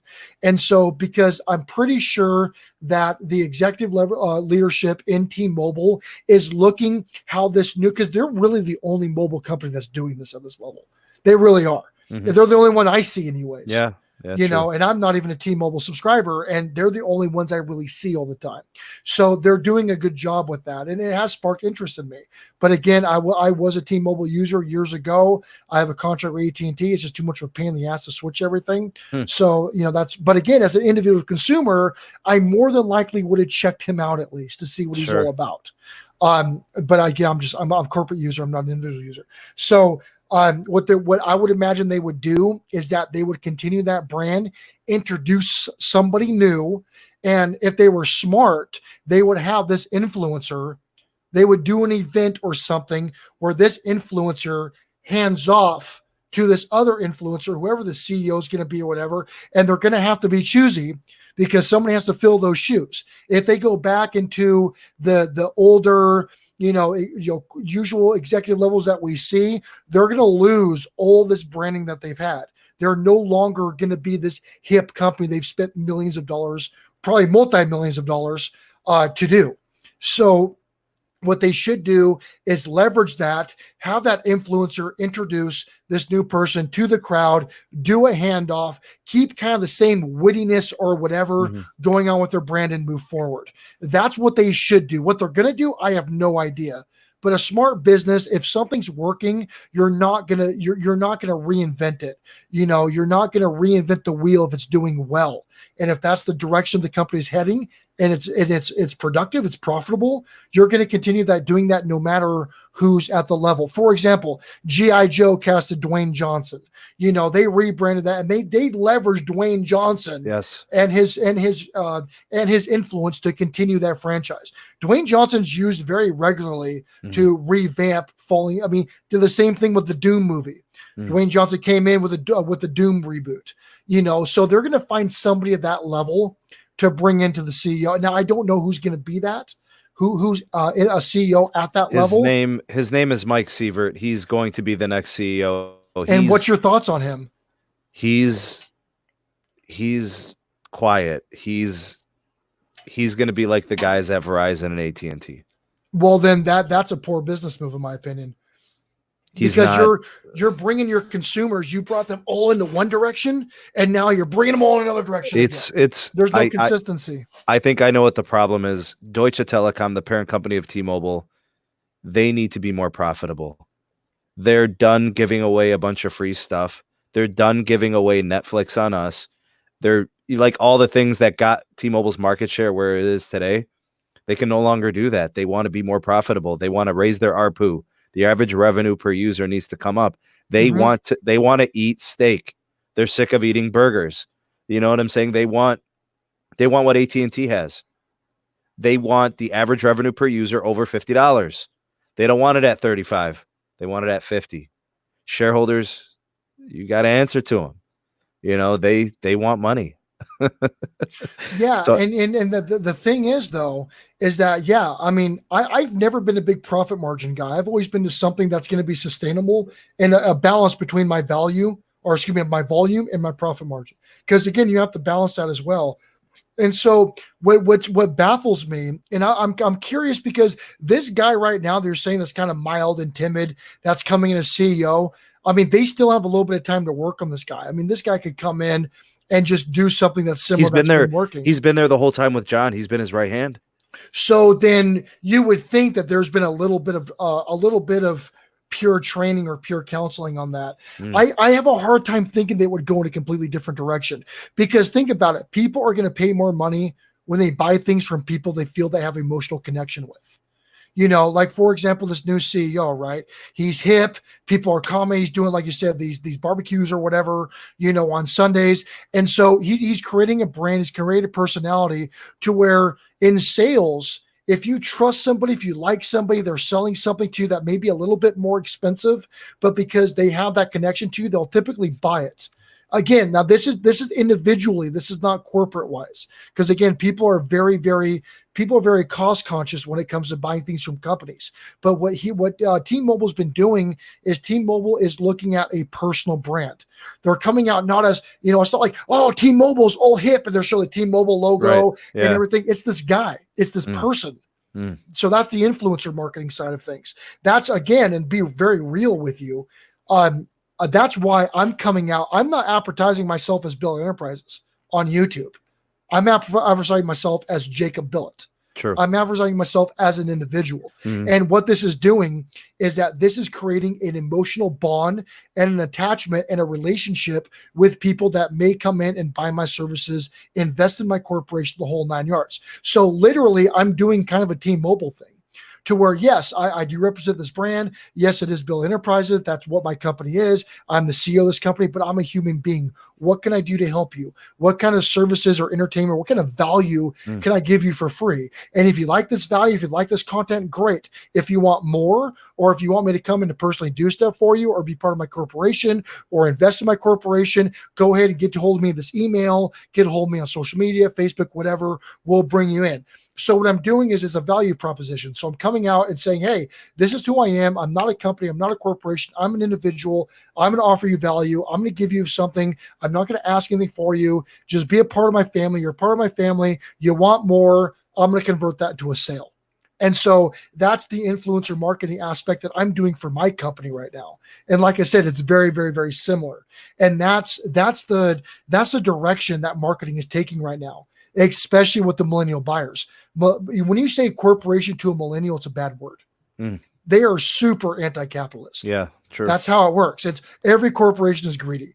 You need and again, how many times have you heard this? We need to tax corporations 90% because they're rich to pay for everything. How many times have you heard that shit? Well, quite often. Yes. I mean, that's what. But it's misguided. I think because they don't know corporate. You know, like they don't know anybody that works for corporate. Millennials have gone away from any type of ascension within, you know, competitive business, you know, so they're misguided, you know, they have a misunderstanding. Agreed. But there's also fault on the company side of things too. Yeah, because companies, they're not explaining what the business is. Absolutely. There was how many CEOs back 5 years ago, that, everything is brought in through the company. Everything's the core. Oh, sir, I can't do anything because that's against company guidelines. And then that's it. And then you get dropped and you're done. And then you're like, oh, screw that company. They don't give a shit about me, right? Sure. Yeah. Nobody's coming out and say, hey, you know what? Yeah, there's an issue. I'm going to fix this. I'm going to deal with this right now. And if I can't, I'm going to send it to the CEO, and the CEO is going to give you an email, and we're going to get this stuff figured out. Nobody takes accountability of it because all the fault was put against the company. These are policies. These are regulations. Deflect, right? Absolutely. And so we have literally built the anti-capitalist, the anti-corporate movement that's going on right now. The companies have built that because they deflect. The buck never stops with anybody. They just keep passing it. Everybody keeps passing it, and people are tired of it. And that is why this younger generation that's having a hard time, schools are failing them, financial literacy is down the toilet. Kids don't know how to function as adults anymore at all. I'm a school teacher, Jacob. I see this stuff. Oh, that's right. I'm sorry. Yes, you're saying it. I'm sorry. Yeah, I see it. And so that's what's being raised right now. And it's just, it's a recipe for disaster. And what it is, it's building all these kids up to go and to support a socialist welfare type state. That's really because the government should control everything because companies are bad, corporations are bad, everything's failed me, everything, you need to limit this, limit that, control this, control that, because these kids just they can't get out of that thought process. There's no critical thinking anymore. It's bad. And all of this reflects to even what we're talking about with the T-Mobile and the Sprint issue going on right now. That's, again, you have a company, Sprint, for example, you have a company that is failing to appeal to the larger buyer base right now, which is the millennials. The millennials are coming into power. That's how it works. T-Mobile, they're rocking it right now. We're seeing the merger, and that's what should happen. Are you tight for time right now, Jacob? I want to be able to make sure. I'm kicking back, drinking a couple beers and having a good time, brother. So this has been amazing. It's been an awesome, a very productive and informative conversation. I've enjoyed it very much. Yeah, same here. What I want to do is I just want to kind of take the statement that's down here on the screen. Sure. Aiden says that I remind him of AM radio. What is he talking about there? Do you think I sound like AM radio? I think you could have a radio show. Yeah. Yeah. I really do. I'm not going to say, your voice, you're lucky I'm married because I'd probably be hitting your DM right now. I'd be sliding in your DM right now. I swear. This is DJ Sneak coming with a drop. Right? No joke. It was the hardest thing for me to do when I started YouTube was accepting my voice. It was like I'd never heard it before. No, your voice is, to me, your voice is awesome, bro. Like what you think, how you sound isn't really like that till you start hearing yourself recording. Oh, agreed. Yeah, because we hear the echoes in these earbud or these headphones. You're right. So we can hear our voice, how it's being recorded. I'm like, holy crap, this is what I sound like. And then getting in front of a camera, whoa. Oh, I hear that, man. That was a transition. Look what else they're saying. They're saying I look like DJ Khaled. I'm getting that right now. We the best music, whatever that guy says. Somebody else said that I looked like Drake. Oh man, I look like a marsupial now. That's what we're doing. Come on now. I don't want to get kicked from your podcast. I'm not going to say anything. All right. So really all I wanted to do was to cover those topics. And usually what I do on my podcast, I look to the subscribers and the viewers. Sure. And I kind of highlight some of the things that they say and the things that they want to discuss. So we'll kind of open it up, open mic. Let's go for about 5-10 minutes. Well, you just got yourself a $49.99 super chat. I don't know if you saw that from Carlos X. Look, let me say this about Carlos. Carlos is a contributor. That's a hell of a contributor right there. Carlos is a contributor to my channel. He is a very good friend of mine, a personal friend. Oh, okay. He has worked on, parts of the podcast with me. He lives in Vegas. Vegas is a happening city. And I have a couple of condos out there. Where does he live? He's, I believe, Henderson area. Okay. Yeah. Okay. So he's right outside of Vegas, and it's really a booming technology region because they're getting a lot of the 5G access. And you do know one of the things about 5G is it's going to be instantaneous betting. Like it's the second quarter. There's a minute left. Coach calls timeout. You could start placing bets right away on that last minute of the game. Interesting. And I wonder if that's why they did it with the NFL stadiums to kind of encourage that. It's even though they can't publicly say that, right? Yes, but it's 100% what it is. Like Verizon's getting in on it, and it's their 5G is millimeter wave. It's the fastest. Like there's no version of 5G that's faster than millimeter wave. So they're going to have the edge in that. And it doesn't propagate well. It doesn't work well through barriers. But if you are in line of sight of the connection of the node, it's like 2 gigs per second. Oh, wow. And the latencies are supposed to be like 1 millisecond, which currently they're at like 15, 20, 30 milliseconds. So to show you how fast it could be, that's what Verizon is doing. And Verizon always wins, bro. They spend $18 billion annually on their network. T-Mobile, their R&D is outstanding. Their AT&T, R&D expenses are outstanding. AT&T just spent $25 billion last year. They spent $21 billion the year before. T-Mobile spends $6 billion. $6 billion. Mm-hmm. Like if they spend $14 billion because they acquired 600 megahertz spectrum and then they're in like this huge like rollout deployment phase. So they spent an additional 8 just for that. So like 14 billion, they still can't touch Verizon. Verizon does it every year.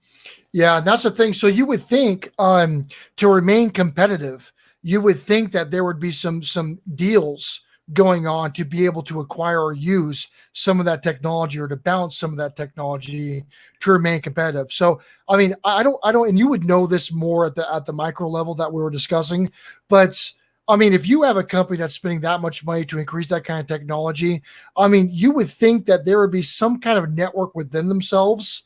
Because I mean, doesn't some companies use different towers? But they're all prepaid carriers that have no impact on the infrastructure. Here's Really? what I've learned, Jacob. The 4 national carriers distinguish themselves on their networks. That is the only thing that is truly so they different pretty much said them. This is our tower, this is our product, we are selling. Yeah, they do have shared sites like Verizon. Okay, so there are shared sites, but that's not shared infrastructure because the antennas are all their own.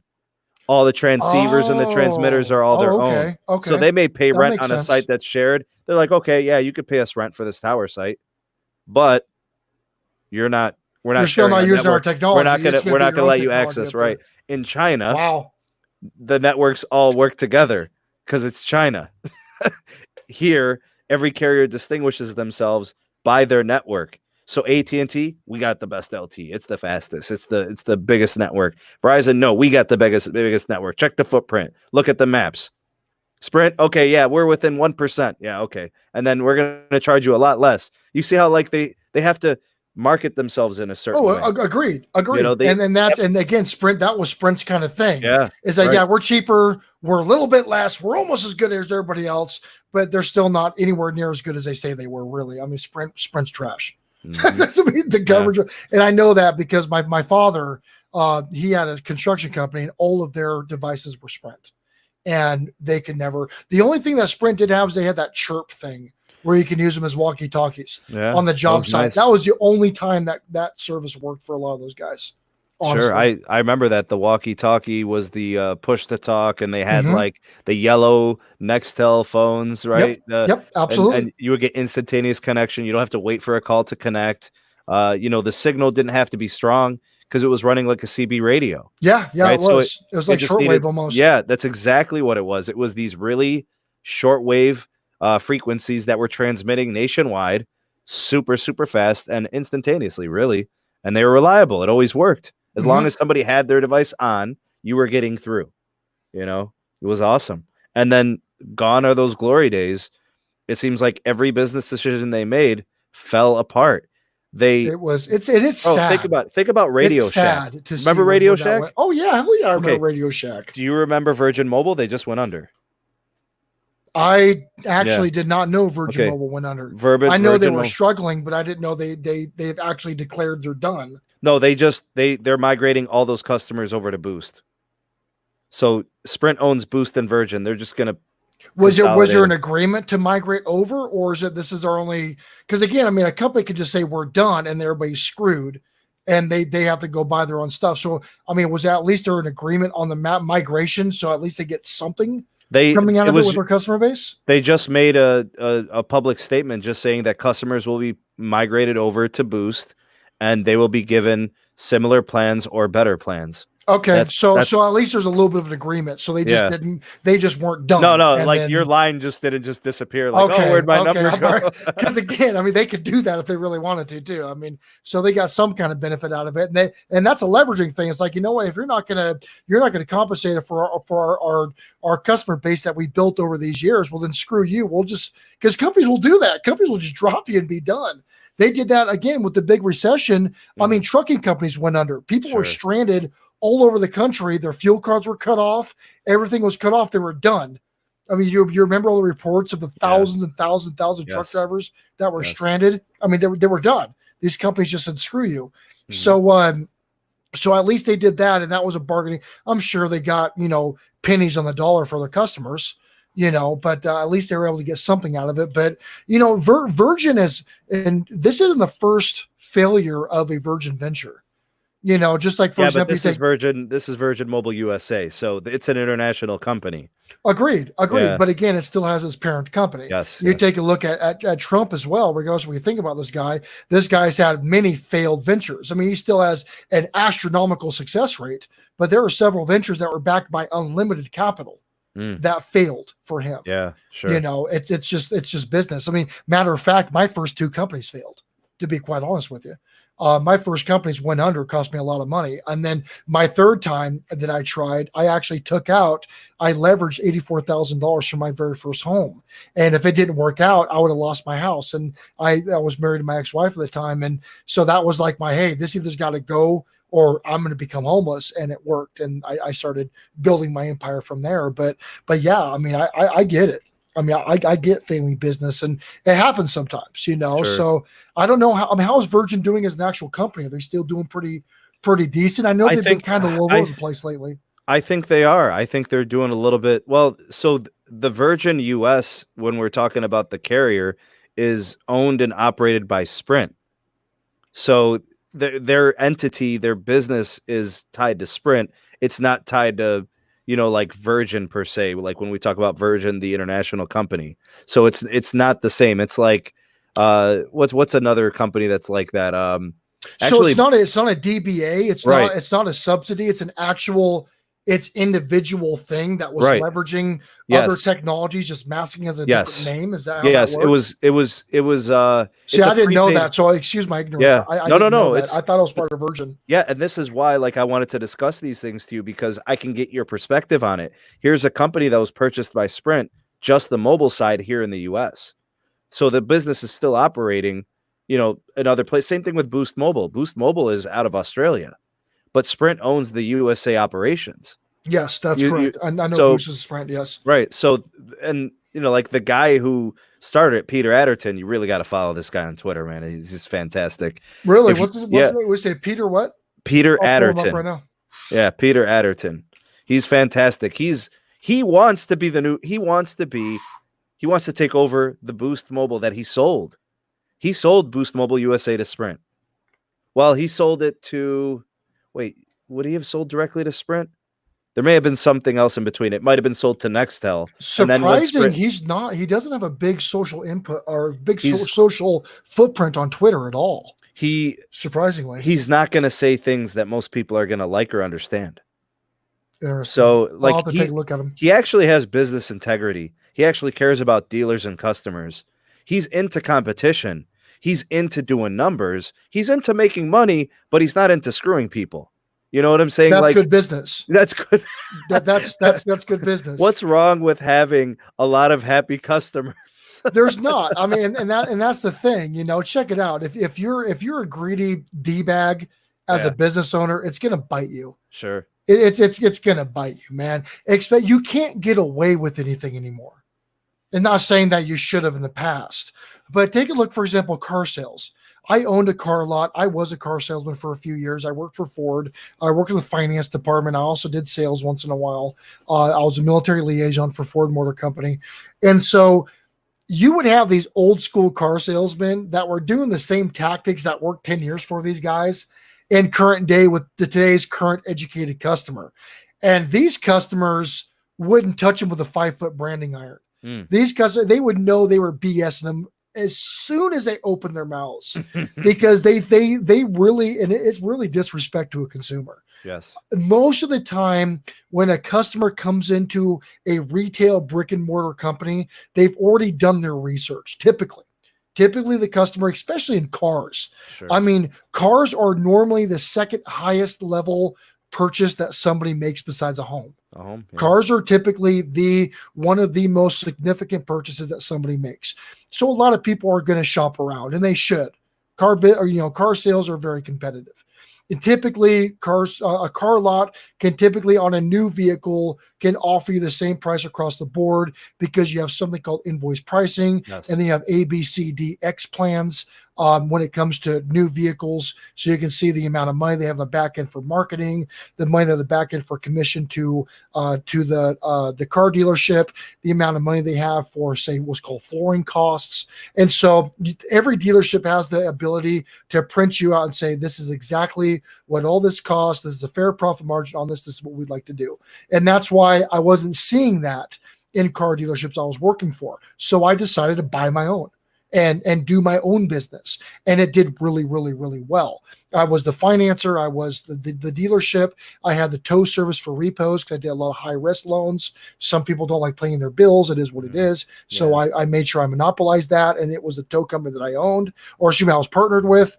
And so what I'm trying to bring into this is that customers are, and it's almost like when your wife or your girlfriend asks you kind of a loaded question, you're like, well, where were you last night? Or who were you just texting? 9 times out of 10, they know who you were texting, or they know where you went, so they're asking you these they're things setting you up, bro. That's the okie doke. They're setting you up. Right?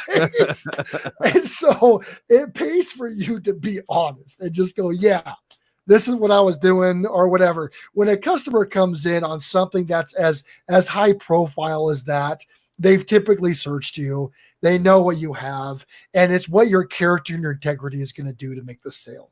That's typically what's going to make your sale. Because again, as a business owner, if you BS people, when you give somebody really good service, typically people are not going to review you or talk about you. That's kind of what they expect from a company. But you give somebody a bad service, they're going to tell everybody how much you suck. They're going to tell everybody about that. They're going to spread that like a virus. Sure. And that's how the buying economy is right now. And again, businesses that accept that, they're going to do well. Businesses that don't, we see sprint. That's how that works. It's crazy, but that's, and it's cool that this guy follows that philosophy, because there needs to be more large businesses that do that. But again, we're seeing a big turn into this.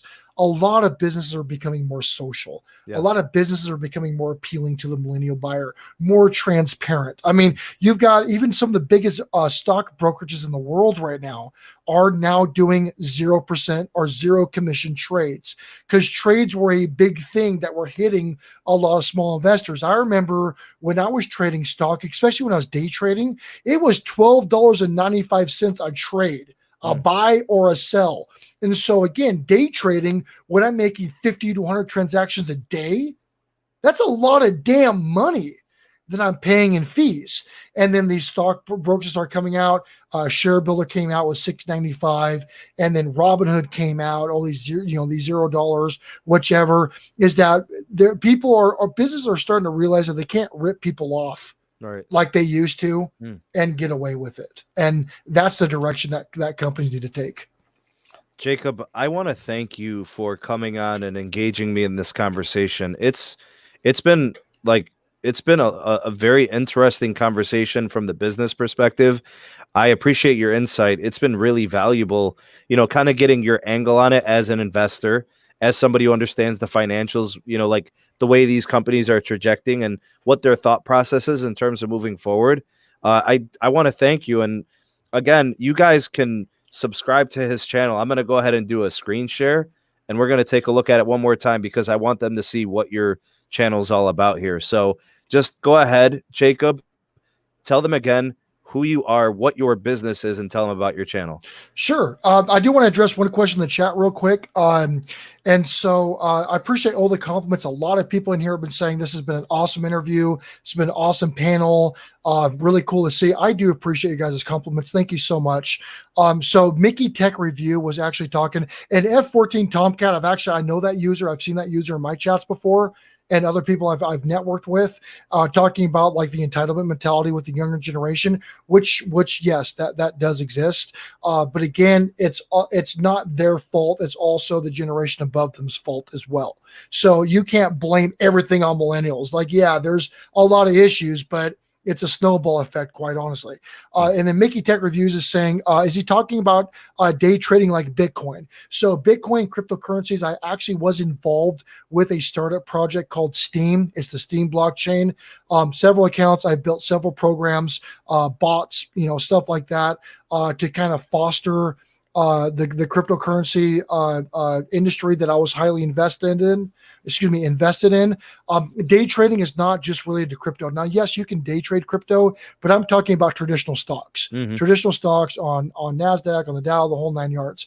And so day trading is basically when you buy and sell shares of a particular company based on trends, based on forecasted appreciation throughout the day. And typically you day trade stocks that are what's called volatile stocks that have a high, what's called a daily average range or daily average movement. It's like fluctuations, right? Correct. They spike high, they peak, and then they drop down. And correct. Yeah, so those are what's called volatile stocks. Those are stocks that are just all over the place. But again, the key to day trading is that you want to have stocks that are highly volatile, but they're within predictable ranges. That's the key between it. Now, you don't want a stock that's spiking in between $10 to 15 cents. Like, that's way too high of a range. So you want a range that's going to be a decent profit margin for you. That would make sense for you to spend the time to do that, because it's not just about making money on the appreciation of the stock. It's also making money for the amount of time that you're spending to do that. Time is money. So you need to compensate yourself for your time, regardless of the profit on the individual product or whatever the project or whatever you have going on. Your time is money. Time is irreplaceable. The time that I've spent with Steen today, I can never get this time back. This time is absolutely precious. There's no financial value to time if you really look at it. That's because I'll never get this time back. So you always want to make sure that when it comes to a project or something you're trying to do, you always compensate yourself for the time that you spend on that. That's the difference between a business and a hobby. There's a huge difference between the two. True. And so my particular channel, what I do is that I use my channel and I use the platform to offer resources, strategies, and information that I believe the internet is lacking or different platforms are lacking. So, for example, I do 4 videos a day, and I do four videos a week, and I do at least 6 streams a week. And so on Monday, I do what's called Motivation Monday. I talk about a particular topic of interest that people should focus on throughout the day, or ways to reflect, or ways to amplify what you've got going on for the week. I love Mondays. Mondays are an opportunity for you to hit the ground running and go out and crush your goals. On Tuesdays on my channel, I upload every morning at 8 a.m. And these are my videos, and I also have my streams in the afternoon.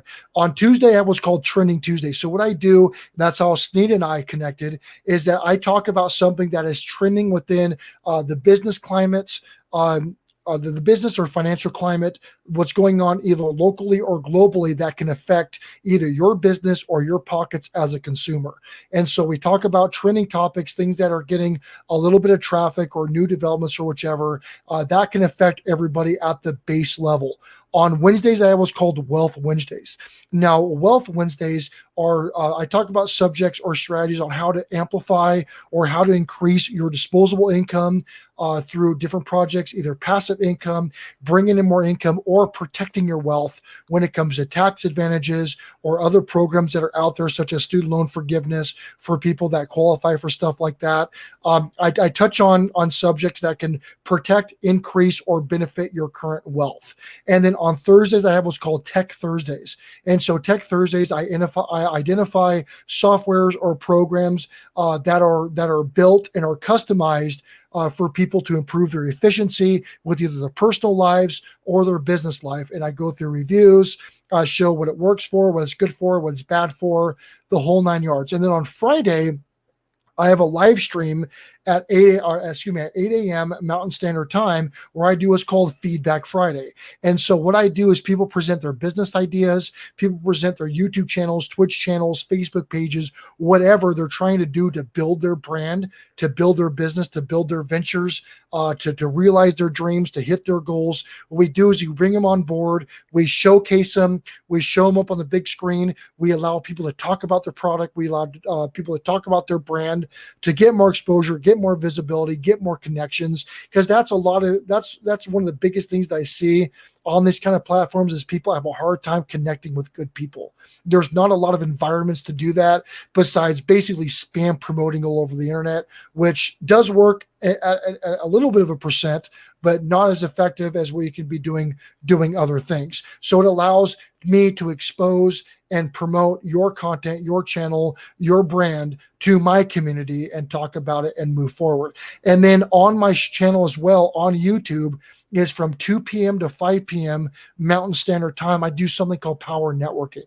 And so Power Networking is an environment for everybody to come in and talk about their brands, talk about what they do, be showcased, and really get a lot of exposure on their channels. Feedback Fridays are more about me going in and doing what's called an analytical review, where I will pull like your YouTube channel out, see how you're trending, see how your keywords are performing, see how your traffic is, your impressions. And so I really kind of dig in deep. If you are a YouTube creator, this will really benefit you. If you're a viewer, Feedback Friday may not be the best place for you as a viewer, but Power Networking is a really good segment for you to come in and meet and see some channels and some content you may never see.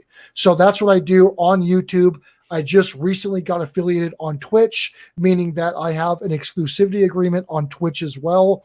And so what I do is I do a Power Networking segment dedicated to Twitch. You can still promote your YouTube videos on Twitch, but from 5:30 to 8:30, you will see me over on Twitch doing the same thing that I do for people on YouTube. But again, a lot of people have a hard time with the time frame that I'm on at 2 to 5 p.m. is not a peak time.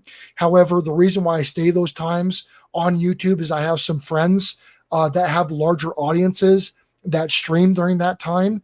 And since I'm a new guy, I'm a new kid on the block, I'm not going to compete with these guys. I'm not going to step on their toes and divide the audience. I get more benefits actually engaging with their streams. So I've moved my stream time on Twitch, which is, again, a completely different platform. So I'm not going against their audience base. And so during that time, I'm over on Twitch, doing that more specific to Twitch users. So I'm all about collaboration and not competition. Now I'll compete against you. I'll compete against you if we're doing the same thing and we can't benefit off of each other. And if you're, for example, like there's a segment called Wealth Wednesday that some people will do some random posts or whatever, and I'll compete against those people because I do a dedicated Wealth Wednesday every week. If you do a Wealth Wednesday, quote unquote, once a year, I'm going to take over that space from you. I'm going to compete against you. But if you're an active user, if you're active in the community, if you're helping people out, you're putting in good content, I'm not going to take away from that thunder. I'm going to support that thunder, and I'll go ahead and find my success in other means. So that's kind of how I operate business. That statement right there. What do you think of that one? Oh my God. Zoom. It's almost like she's my wife or something. Yeah, I know. You would have thought that maybe that was your wife, right? Listen, she's Jacob, pretty hot, though. I know. I will say that. Jacob, listen, you have officially entered big homie status on the SMT YouTube channel. I appreciate that. You are officially a big homie, man. Big homie. So do I get like a plaque or something on your wall? I wish I had one. I'd mail it to you and everything, but I want to extend an open invitation to you. Anytime you ever want to come onto the channel for a live stream or do a collaboration, got any ideas, let me know. The platform is open to you. You've accepted me into your community, and you promoted my channel. So I appreciate you, and I want to extend the same thing to you. Awesome. I appreciate that. Does anybody, before we close out, because I think that's kind of where you're heading with this, before we close out, does anybody in the chat have any questions for me? Is there anything I can do? Oh my God, Raven's Nest Society is in here. Raven, what's up, bro? Raven. Raven. What's up, Raven? I've seen a couple of familiar names in here. Matter of fact, Zoom. I can't even type. Holy nerd. Yeah, I am. Were you here? Were you on my live stream when I showed that picture that she wrote that her juiced out nerd? yeah, I did see that. It's pretty awesome. Like my wife says things to me like she'll be like, yeah, you're a geek, you're a nerd, but it's cute. You know what I'm saying? So like they try to like give you this thanks, wife. It's like supposed to be some kind of consolation. Like, yeah, I dig it. You know what I'm saying? Yeah, you're a geek, but it's cool. You know. Oh, that's awesome. Yeah, I'm probably one of the nerdiest, and I'm the last man she'll ever be with, because either the divorce is not an option. One of us is going to be out in a body bag if this doesn't work. So we're not going through this thing again, man. Tried it before. No, it ain't happening. We're both. This is both our second marriage. This is it. Like we're done. Well, from the sounds of things, like you guys really do appreciate each other, and she's how close you are as friends as you are. You know, a couple, it's good. I think that's the best way to go. It's hard. Because not only are we best friends, but we're also, together. And she's also my chief operating officer of my company. When we first met, we actually merged companies. That's what the premise of all this was.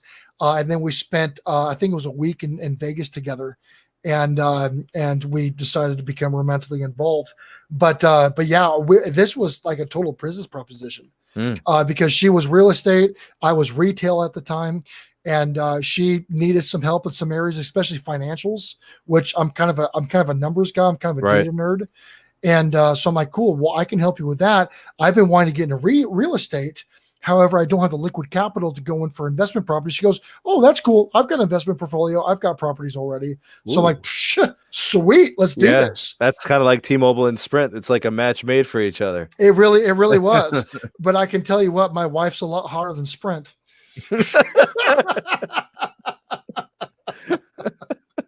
Much more attractive. Way more attractive. Her potential's way better too. Yeah, she's not on the down. She's not in her 60s. She's not like on the down. She's still in her late 20s. So she's like a fine wine, brother. Yeah, I still got another good 30 years. So my wife's in her late 20s, and I call her spring chicken. You know what I mean? Because how old you? She's 29. I'm on the other side of 30. Yeah, me too. I'm closer to 40 than I am to 30. How old are you?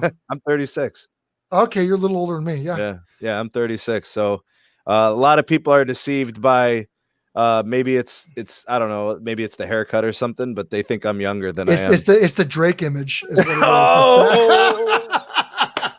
Hotline bling, no. Oh, that's awesome. But yeah, it's been awesome having you on, man. Thanks for coming on. It was tons of fun. You know, like I said, I mean, we could stay on, we could talk for hours, you know, based on like our interest in terms of what we're discussing. Like I'm intrigued by the financials. I think that, you know, like when I look at my channel and the carriers, the wireless providers, to me, their financials are important. I love covering that on my channel.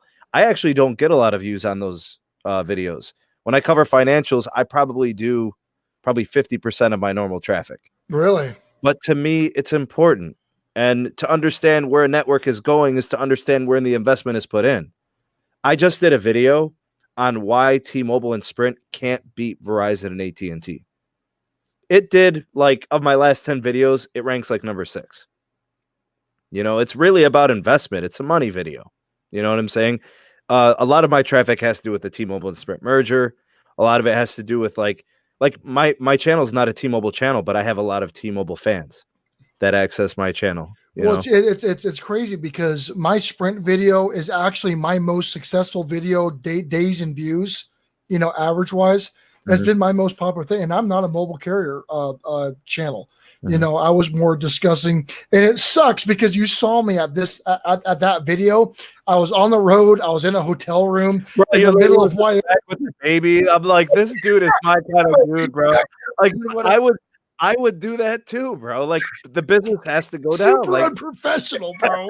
Yeah, but you got to look. You were living up to your standard I of had to. I mean, doing a video and uploading and on a schedule. That's what you do. Yeah, and I mean, it was the best. It's the best I could do. And again, Trending Tuesdays. It's weird with my Trending Tuesday videos because I can't do those until the morning. Now I go to the gym typically at 4:30 in the morning, right? So I start my mornings really, really early. Well, on my Trending Tuesdays, regardless of where I'm at, in Wyoming, it doesn't matter. I'm going to find a gym like it is, or I'll take my wife and bench press my wife or whatever. Like I will find a way to do this because I used to put my sister on my back and just do a bunch of squats. There you go. I'm a fragile beta male, so that's what we do to make sure that we feel good about ourselves. No, based on the size of your neck, you don't qualify as a beta male. But so anyway, so when I put that together, it was really, but again, it's crazy because I mean, if I was you, and I mean, you're way, way more sizzling on this platform. So this is just kind of me throwing my opinion out, but I would ride this T-Mobile Sprint thing as hard as I can, because even on my channel, my highest search term on my channel right now, conversion to traffic, is Sprint. That is my highest one right now. I have nothing. I'll show you a screen share if you like. Sprint is my number one searchable term right now on my channel. And I am nothing related to mobile tech.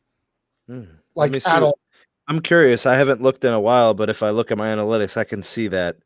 Sprint, yeah, I have Sprint is number one, and then Sprint and T-Mobile I think is number 4, and then I think the Sprint is either Sprint merger or T-Mobile merger. It's all merger stuff. Yeah, that's what it is. I can see it here. So, a big shout out to Michael, by the way, sent the PayPal donation. Thank you so much, brother. And good for you. I mean, you got some great donations. You got a great community today. They're really, really nice. That's really cool. I mean, that was awesome having people do that. When's your next live stream? My next live stream won't be till Monday. Monday from 2 p.m. to 5 p.m. Okay, Monday, I get off of work at like 3:30. I will be there. So if anybody wants to hang out with Jacob and myself, we'll be there on his live stream. Subscribe to his channel. Give him some views. Take a look at his videos, consume some of the content. I think you guys will be very happy with what you're seeing from him. And if you are a creator, especially, you got to take a look at his promotional work. He's getting people seen, he's making them visible, and he's helping them get exposure. And you need views, you need clicks, you want to get ad revenue, you want to get sponsorships, you have to be viewed. And he helps people get out there and get seen by his community, find out what's trending, see the types of things that you should be including and considering when you're doing analytics on your channel. This guy's got some really nice expertise that I think is very valuable. He made me rethink some of the things that I do on my channel. Even though he says I'm doing a fine job, there are always things that you can improve. And when you think you're done, when you think you've arrived, there's just no way possible. There's always goals. There's always an area for you to improve and make better. Agreed. I mean, especially with SEO and everything. And again, anybody's welcome to get a hold of me at any time. This is what I do for a living. This is the major operation of my corporation is building brands and building businesses. People pay me really good money to do that. And so that's really where my background is. But don't be afraid. If you have a question, get a hold of me. I'm not going to ignore you. I'm not going to say, if I'm busy, that's fine. I'll tell you, hey, and I'm anal on this. And I've been like this, and I get a lot of contacts today. And I'll say, hey, I haven't had, matter of fact, Sneha, I think I may have told you this. Hey, I don't have enough time to review this real quick. I'll get back to you here in just a little bit or something of that. And then Raven, I think I did that to Raven as well. If I'm busy, I'll at least acknowledge you. Right. And say, hey, I'll get back to you when I can actually give you some of my time and some of my attention to make sure I treat you how you should be treated. That's a big thing with me.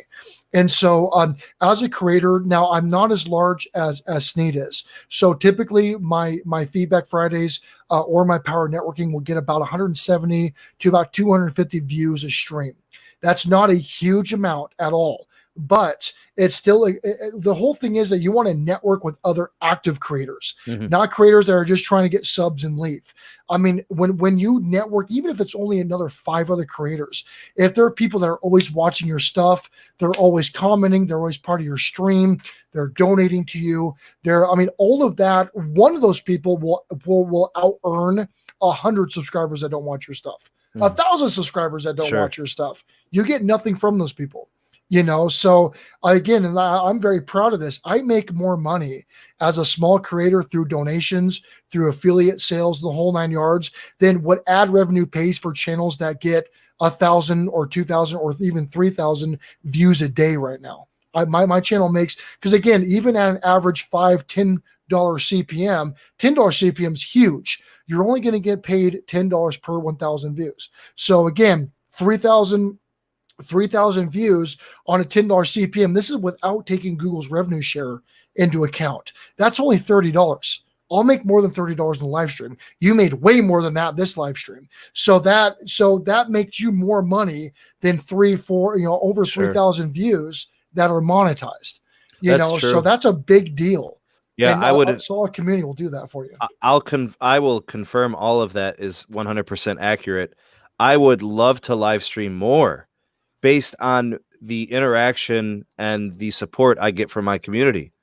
The thing is like the growth in the live streams is difficult. It's so like you said, it's quality.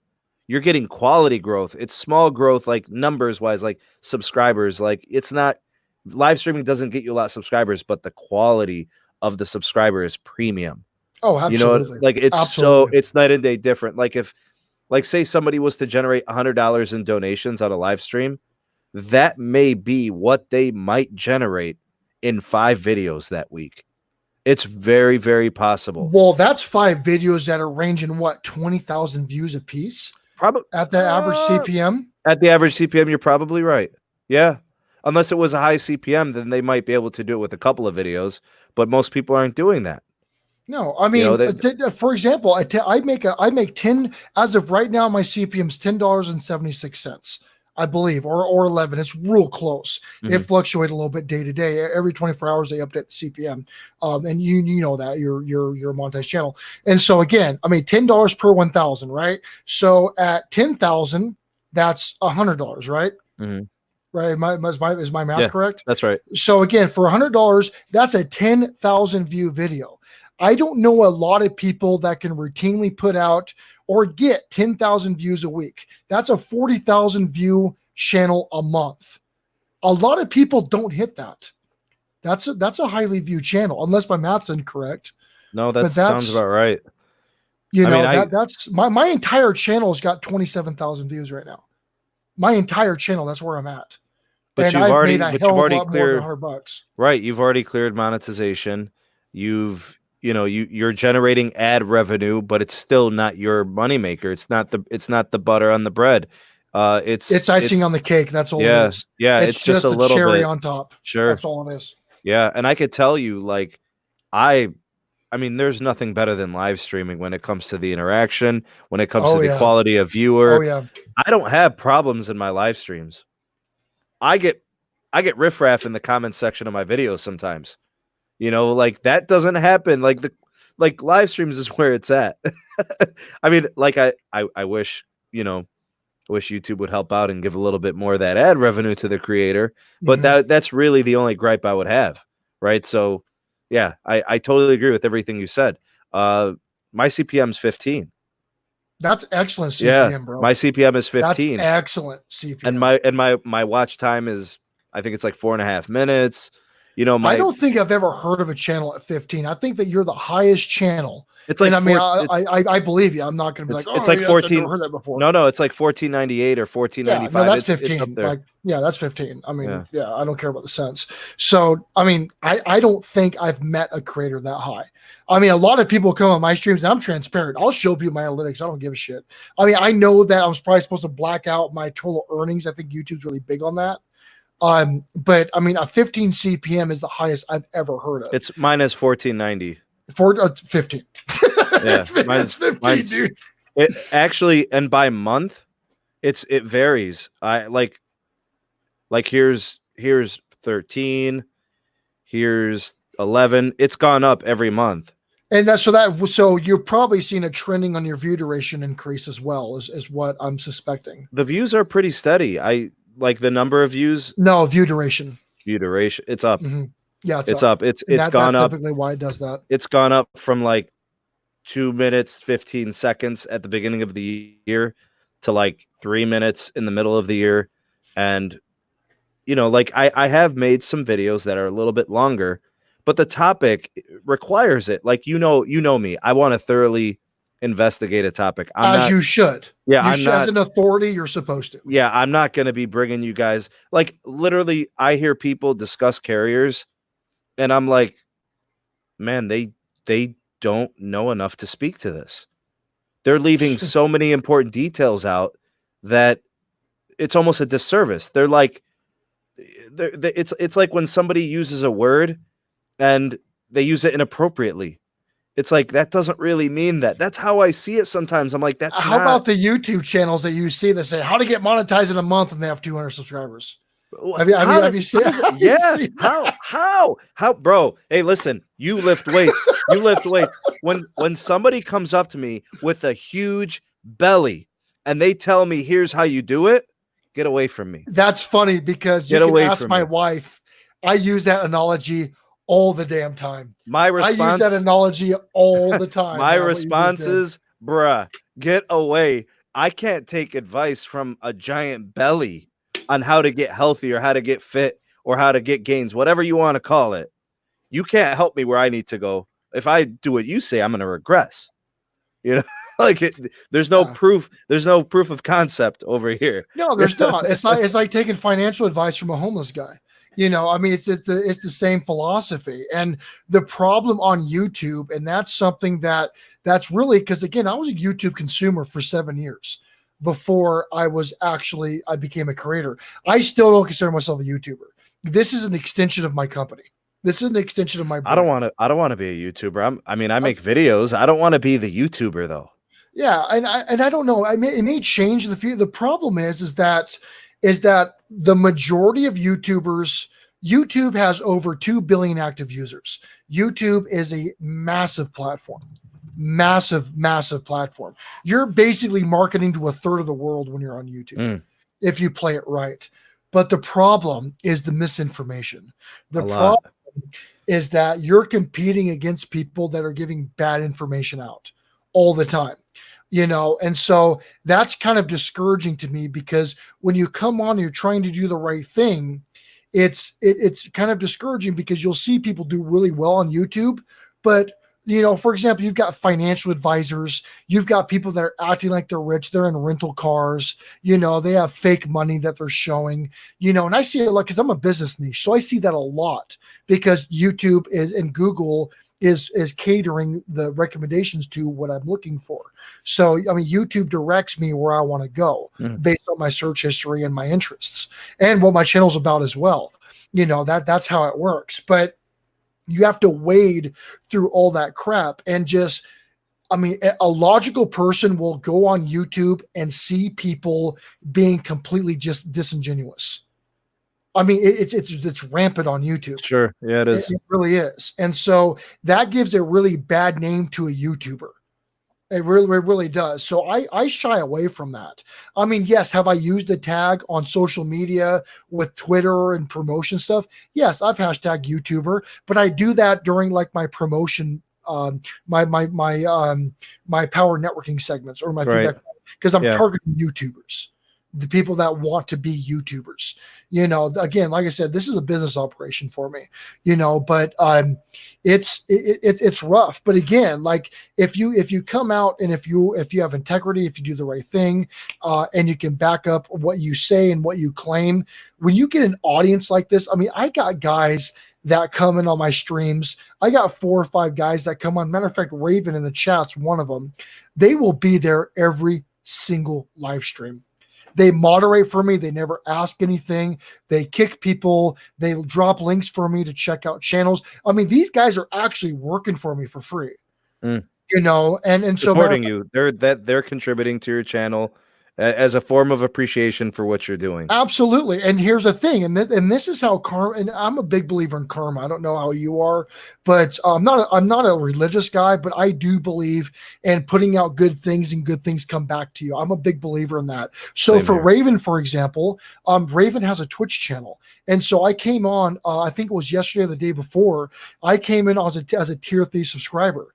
So basically I am a monthly membership of $30 a month to this guy. And he's been doing, and I did that because I'm showing appreciation for him coming into my streams and regulating my chat and coming into my Discord. And he's here. I mean, he followed me over to you. So that benefit, like that good energy I put out there, he's here on your chat, on your stream, giving you view time right now, engaging with your audience and supporting you. It's that big circle of putting out good stuff. Yeah. You know, and if you get a good community of people that do that, I mean, you're unstoppable. You're unstoppable on whatever platform you operate on. This has been an awesome conversation. Jacob, thank you again for everything. Thanks for being on. I mean, I know your time is valuable, so I don't want to take too much of it from you. But I'm kicking back to have fun with you, brother. I got nothing planned. But like I said, I thank you so much for your time, man. It's been an awesome discussion that we've had. And I do want to open up this invitation to you anytime you want to come on. You have an idea, a discussion you want to have, you want to introduce something to my audience, to my community, you're more than welcome to do so. Just reach out to me. The invitation is open, and you are a friend of the channel. Appreciate it. Well, Ryan said, Sneed, you're a YouTuber too late now. So. No, no, I'm a YouTuber. I don't know. I don't make TV shows. I don't have an expensive camera. I don't do fancy editing. But you got $1 million voice. Bruh, you got a $2 million face. So you're working with $3 million.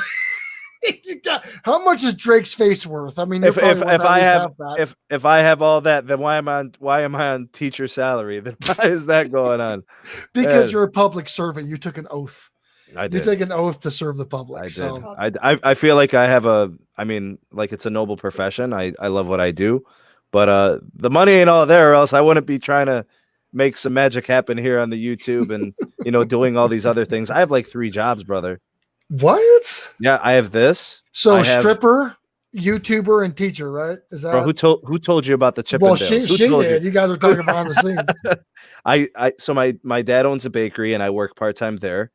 Mm-hmm. I also do iPhone repairs. Like I'm an iPhone repair specialist. Yeah, that's right. Yeah, you told me that. Yeah, that's right. So that's right. like, and I used to drive for Uber back when it was like worth it. Like rates were awesome, and I used to make tons of money. I used to drive for 5 hours, Jacob, and make like $300. Damn. It was. I mean, it tore up my car. Like it was a lot of wear and tear, but it was worth it. I did the math. Mm-hmm. It was, and then as soon as rates started to go down and commissions went down, I walked away. I was like, I'd rather just go help my dad. Yeah, no, that makes sense. Yeah, and then I started, and then the YouTube channel, like, really started to take off. Like it was like 500 subs, 800 subs. I hit 1,000. I got monetized finally, and I was like, that's it. I just gotta ride this wave. I don't know. I did like these 2 videos, and it was me. It was me finally getting in front of the camera, not putting a little square of me in the corner and then discussing something.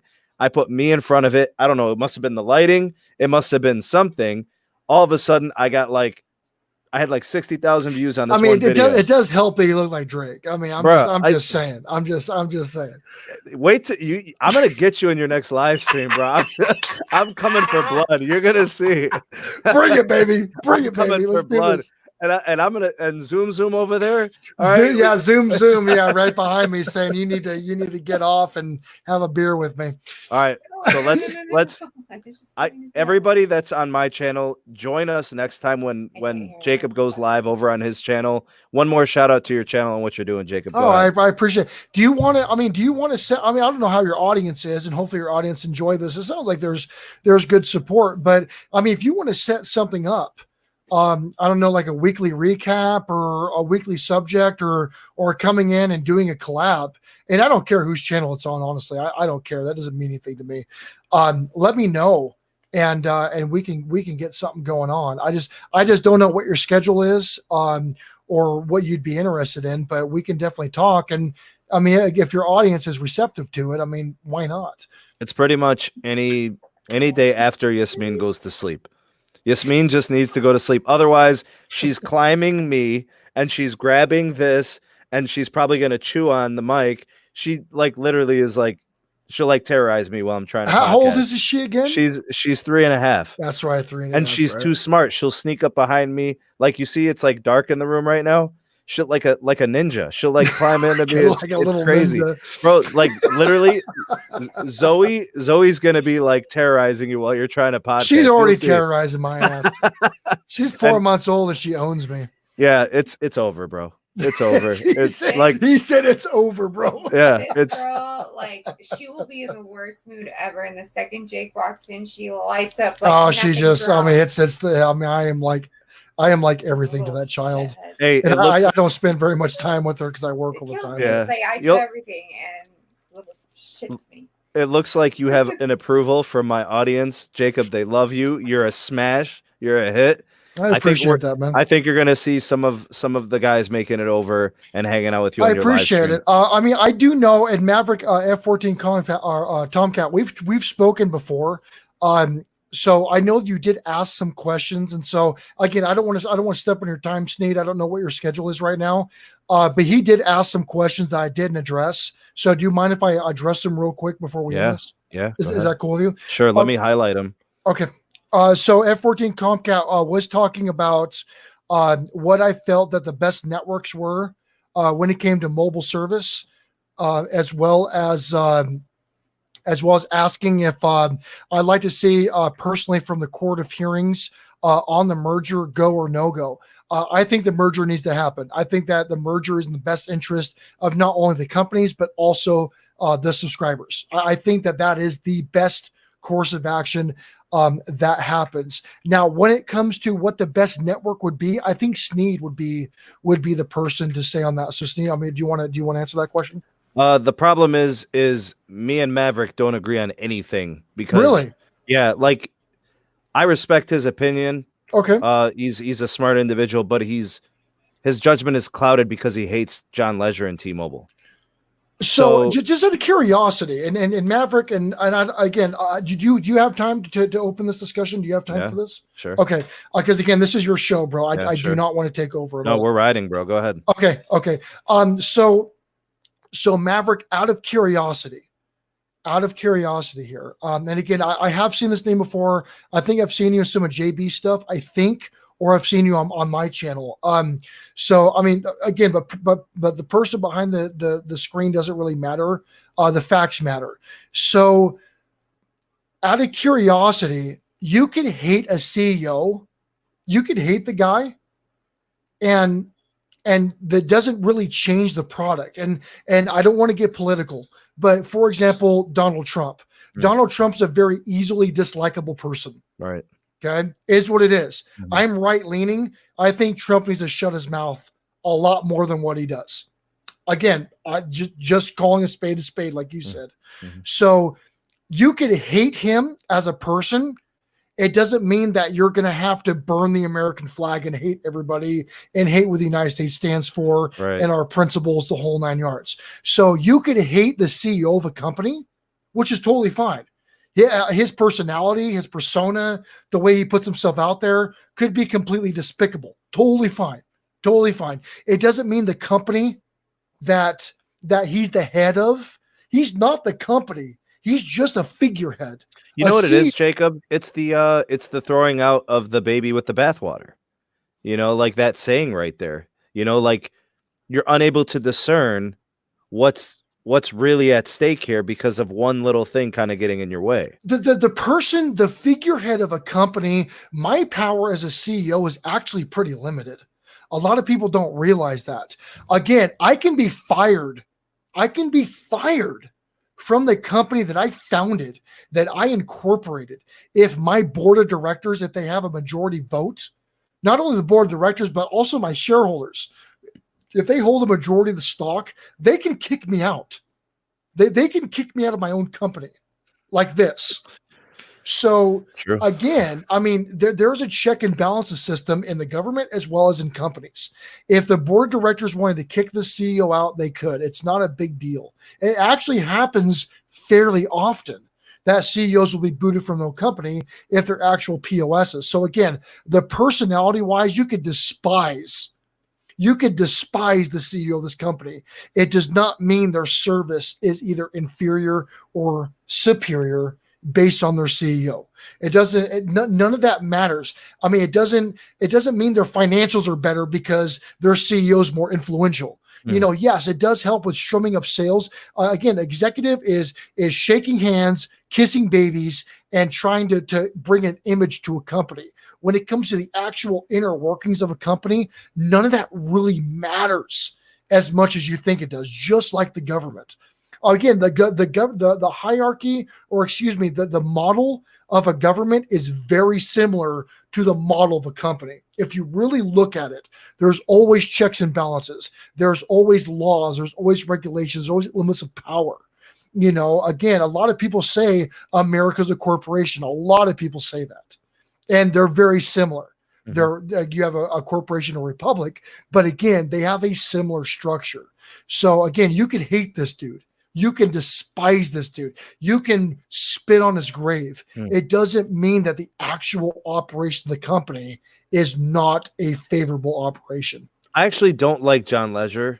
Like, I have a preference. I don't like all the like the attention that he, you know, wants to always get, because sometimes I feel like it's more about him than it is the company.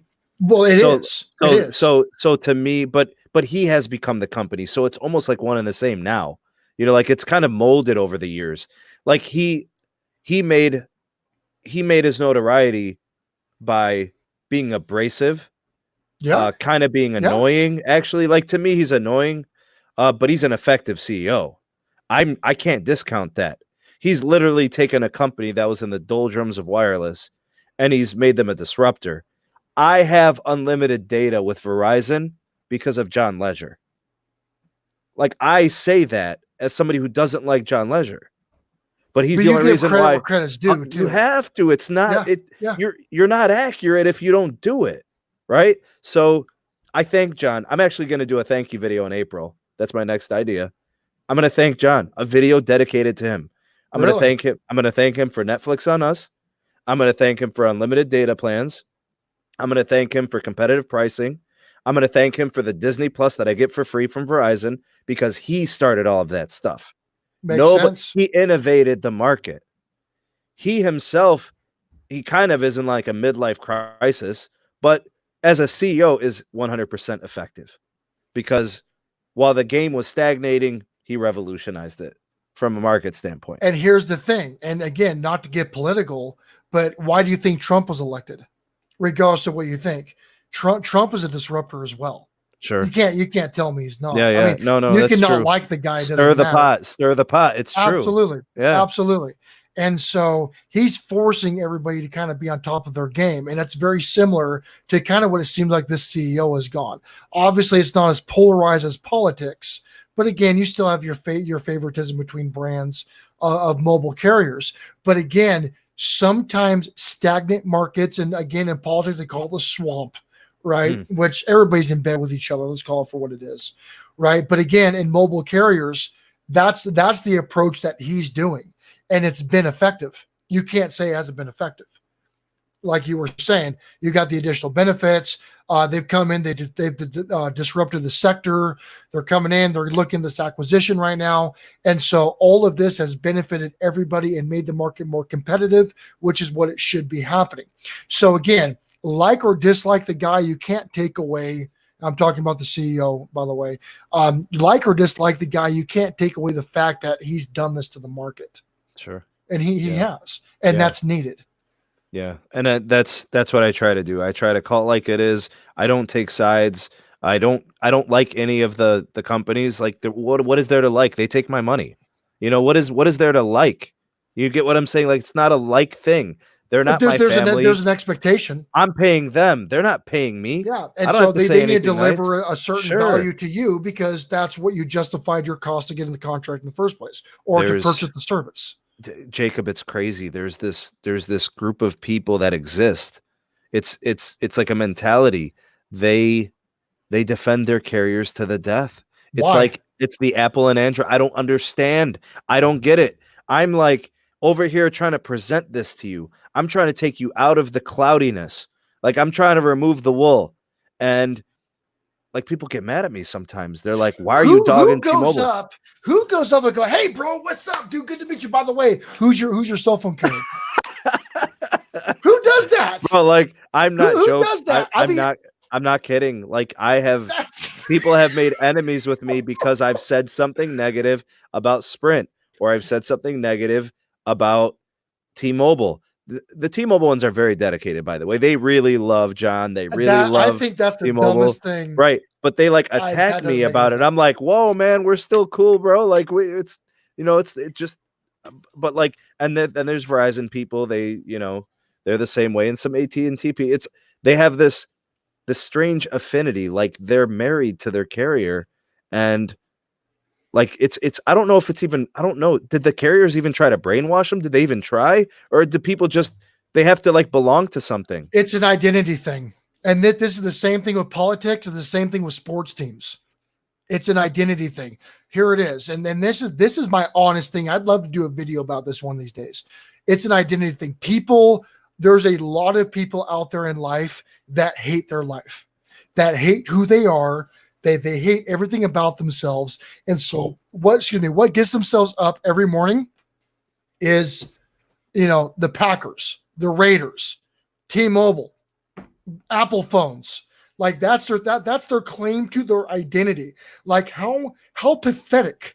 And I'm sorry if I'm offending anybody in your chat. Doesn't matter. How pathetic do you have to be to put your life into a sports team or into a product? Fandom, I mean, right? Yeah, it's incredible. Yeah. Like the stat of every offensive lineman on the Raiders, and you don't know your own credit score. Like how messed up do your priorities have to be at that level? To where you will never miss a Raiders game on TV, but yet you'll miss the anniversary with your wife. Dang. Like how messed up are your priorities? Bro, Zoom would never forgive you for that. Oh, I've already forgotten it before. Oh. Just being real. Yeah, I forgot that. And you live to talk about it, man? Wow. I have some missing organs from that. Half a kidney left. Yeah, it was rough. But again, it's an identity thing. And the problem is we have a society now that's miserable. We have a society now that's depressed. They never feel like they can get ahead. Everybody's always victims. And so the normal 9 to 5 grind with the younger generation, there's a severe lack of ambition. There's a severe lack of people wanting to come out to be revolutionizers, to be somebody who can add value. It's not what you can or what your country can do for you. It's what you can do for your country, right? Like nobody thinks like that anymore. Nobody takes pride in anything anymore. Nobody looks at something being larger than themselves. And so they align with things that give them an identity. Sports team, politics, I guess cell phone carriers. I've never heard of that before, but I do see a lot of the Apple to Android stuff. I've seen women refuse to date people that don't have Apple phones. I've seen it. I've seen it on mobile dating applications. If you don't have an Apple phone, you're broke, you're fake, you're blah, blah, blah, dude. I'm really glad I'm married in 2020. I can't It's live incredible, like that. Bro, is this true? She put reminders in your phone? Yeah. Well, she actually gives me crap. We have an Apple to Android fight in this house. True story. You have Android, I have Android, she has Apple. Yes, we've actually had heated discussions. Fisticuffs. All right. Yes, about that. And I bought her when the Apple phone 36.5 or whatever came out, the new one in the past 3 years. So I bought her the new one, and she was, it was like a $1,400 phone or where the hell it was. And then I bought the Samsung Note 10 Plus or whatever. And she gives me crap. The same one. You got this one? The one with the funny, crazy back thing to it? Well, I have a battery extender on it, but hey, you gotta love that S Pen, right? That changed your life. Dude, my fingers are like freaking sausages, dude. Like, yeah, man. What's up? I'm horrible with it. Well, looks like a pack of Franks, bro. Call me ballpark, baby. Well, that means I'll be your ballpark. that means your deadlift is vicious. You got It that was, grip, bro. it was. Yeah. I mean, I could still put up a good amount, but nothing like how it used to be. I'm old. You're older than me, so you know how it feels. Hey.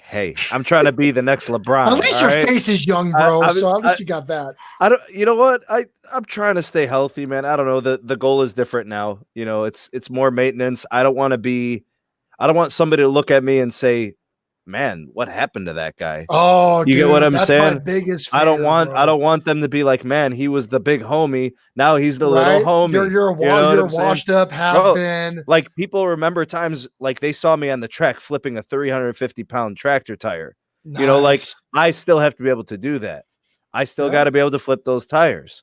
Well, and you're married, so you don't want to go somewhere and somebody look at you and look at your old lady and go, "Well, I could take this dude." Nah, you also don't want to be that guy either. Not happening, bro. I totally get you. Yeah. I know exactly what you're talking about. And if I'm stretching, I don't want to be able to see my feet. You know what I'm saying? I want to, have a little bit of size going on. I still want my shirts to be tight up top and loose in the middle. The trick about that is go to Baby Gap, bro. You'll always be bigger than those shirts. Baby Gap, bro. I can't, bro. Like, you know what? That's like a thing, man. Like people be rocking some small shirts, man. And I always wore large. This guy right here. I always wore large shirts, and people would still mess with me. Like, so I used to go out and watch fights at like the local like Harry Buffalo Wild Wings, and like people think when they're watching fights, something happens. Their hands start getting fancy. Yep. Everybody's bumping into each other. Shirts and all that bullshit. And I don't drink, and I'm like, bro, I ain't drunk. Like, why? I'm not engaging you. Get away from me. Like I'm not wearing a tap out shirt. I'm not wearing an affliction shirt. Yeah, the tap out, the affliction. Like dude's wearing extra medium, getting all up in my face. I'm like, bro, we're not doing this. Go away from me. Like, get out of here. And part of the problem was like, I started wearing like baggier clothes, and then all the problems went away. Like they think you want problems because, I don't know, your sleeves are too tight or something. I don't know. So I started wearing baggier clothes. It's hard being sexy, bro. Like I wish I could feel your pain. I wish we're on the same page. But like, what helped for a while? I was growing a really long beard, and like that helped a lot. Like people were like, that guy, kind of scary looking dude. Yeah, I had the long hair and my beard was down to here. My hair was down, and my wife basically said, if you want a second child, if you want to do the required things to have a second child, you need to clean up. So okay, I had to cut everything off. So. Yeah, sure. I mean, you got to think about all that. Like I remember having a conversation with a guy who had to get on testosterone replacement therapy to kind of get his family going. Yeah. And he didn't want to, and he was really against it. But you make sacrifices and things like that for the things you want. Yeah, and absolutely. I think sometimes, like for people that are willing, like they understand that you may have to sacrifice certain things. There's an appreciation for what you receive and what you get. Oh, absolutely. I mean, I was an enhanced athlete. I'm very open about that. So I was a bodybuilder. That's what I did. I got paid for. I had sponsors, and I was one of the top physiques on the West Coast. And yeah, we're all of us are enhanced.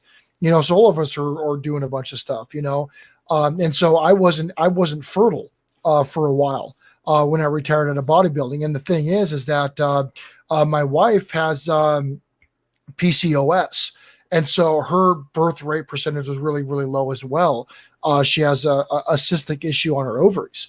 And so it was kind of a perfect storm to where my natural testosterone level started recovering. I retired from bodybuilding in 2015, and we were able to have a kid. But I mean, we tried for a long, long, long time, so that's all part of the game. That's all a part of the game. And if you didn't want to be an enhanced athlete, you would go to the natural sector, because there's a reason why there's natural competition and untested competition. It's is what it is. Yeah. And so, so I appreciate it, because we actually lost our first one. We had a miscarriage a few months in. And so when this last pregnancy stuck and we had a successful delivery, she's our world. We're all about her. She was I think they call them rainbow babies. I think that's what's called when you lose one and have another one, I think is what they're called. So, it's been a really cool thing. Congratulations on the baby. Congratulations on the family. I wish you guys the best. I wish you success, wealth, health, all the good things in life. Jacob, you're a good man. And, thank thank you for being on and stuff.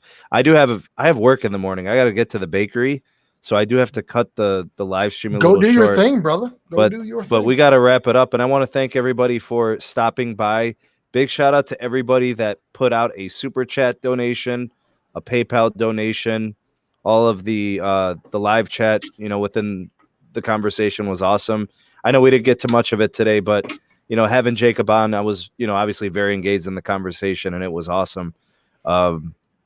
Man, it was really good. Thank you for coming on, Jacob. Yeah, no problem. And let me know. You can get a hold of me. So if you want to set something up, we can schedule something, and I'll put it in my planning and make sure I can deliver on the promise. But yeah, let me know. I mean, take a look at your analytics, see if this did well for you. See if there's something that you want to continue that would obviously benefit you and benefit your audience. And if you reach that conclusion, get a hold of me. Usually what I like to do is I like to give everything a month. I don't do something unless I do it for a month. Sure. And then I look back and I see what happened, because, one time is luck, 2 times might lead to a trend, like you need to see something, come to fruition. So, it's something I would commit to. You would know. And we would do it that way. Yeah. And I mean, if we get like a solid schedule, a solid time, I can definitely promote to my audience, hopefully bring some people on board.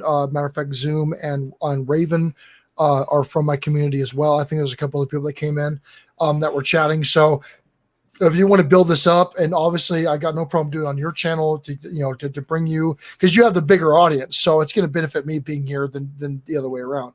Right. And so if this is something you're interested in, we can definitely promote. Matter of fact, I think somebody said the Drake and Snake show. Is that Drake and Snake? The Drake and Snake, Jake the Snake and Drake. Yeah, but here's the thing. I heard that Jake the Snake never showed up to the events. He was always late. He was never professional. He was basically the Snake Ventura.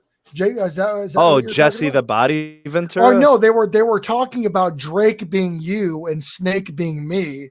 And making a Drake and Snake show. Drake and Snake. That's what. That was a comment I saw in the chat. They're ridiculous. Watch what happens on the next live stream. Watch what I do to them. You guys think you got off easy this time? You'll see. You too. I'm gonna get you in yours next one. You'll see. But yeah, let me know, bro. We can throw some promo out. Do it for a little bit, see if it makes sense to you, and make sure it's worth your time and your subscribers' time. Obviously, we can discuss topics or whatever, and then we can go from there. So I'm totally open to it, man. Like I said, I'm a new guy here. You're honestly, you're kind of a vet here, and I can learn and grow being involved with you and your community. And it's always nice having that intelligent conversation. Intelligent conversation is really hard to come across. So. Really, really cool to be here and be exposed to that. So that's it. We've got Jacob's listing right there, his channel. You guys can see the channel art. You could see his name. You kind of get an understanding of what he does there on his channel. Do check him out. Go ahead and subscribe to him. Check out some of his videos. I think you'll really appreciate the content that he puts out, and his live streams are awesome. His ideas are on big business. Improving financials when it comes to business. He gets pretty analytic, that's, you got to know the numbers. I'm kind of a data junkie. My fault. and it's how you put something tangible to your operations, so, I don't know. That's pretty much it. Go ahead and subscribe to him. I'll be on his live streams in the future. He gave me a big blue wrench, so I'll be banging that thing and I'll be flexing in his live streams. And don't flex too hard, bro. You're gonna hurt my ego, man. I might just disconnect after you start. Bruh, I don't do much anymore, man. I'm all just, it's a bunch of smoke and mirrors, man. I'm just trickery. I just look the Photoshop's part. Awesome, right? Yeah, I just look the part. It's all pretend, man. All right, that's it, guys. Thank you for watching. On behalf of Jacob, thank you for being here. Zoom made an appearance too. That was awesome. Maybe next time we get Zoe up in here and Yasmin, and they can yell at each other and destroy the microphones together. That would actually be kind of cool. That'd be the kid stream between us two. Yeah. I mean, if this turns into a segment, I mean, and I'm definitely willing. I mean, just like I said, let me know what would make sense. We talk about topic or whatever. But I mean, if this turns into a segment, I'd love to do something like that, man. That'd be awesome. Cool. And by the way, where'd you say you were located at? Cleveland. Okay. Yeah, Cleveland area. Born and raised in the Cleveland area. I you know, it's home. It's like you get rooted, man. And like I got a job at a college here. Like I thought I was gonna move away for work, and I found a job like immediately after school. But like I was expecting it. I was like, where am I gonna find work, man? There's not a lot of teacher jobs, teacher openings. I found when I stayed local, and now the roots are in. Good. We Not actually drove through Cleveland.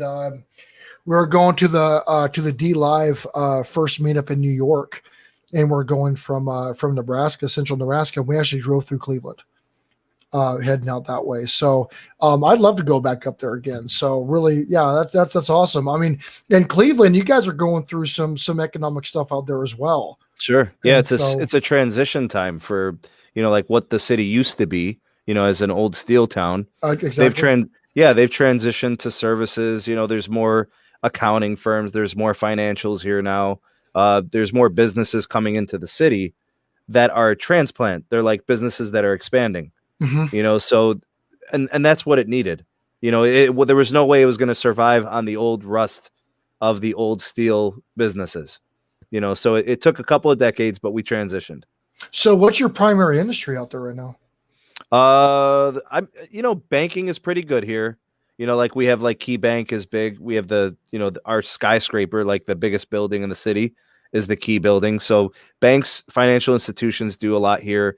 There's a lot of firms, legal firms. So you guys have kind of switched from blue collar to white collar out there. It sounds like you guys are more service oriented. Sure. There's some residual manufacturing that still goes on, but on a smaller scale.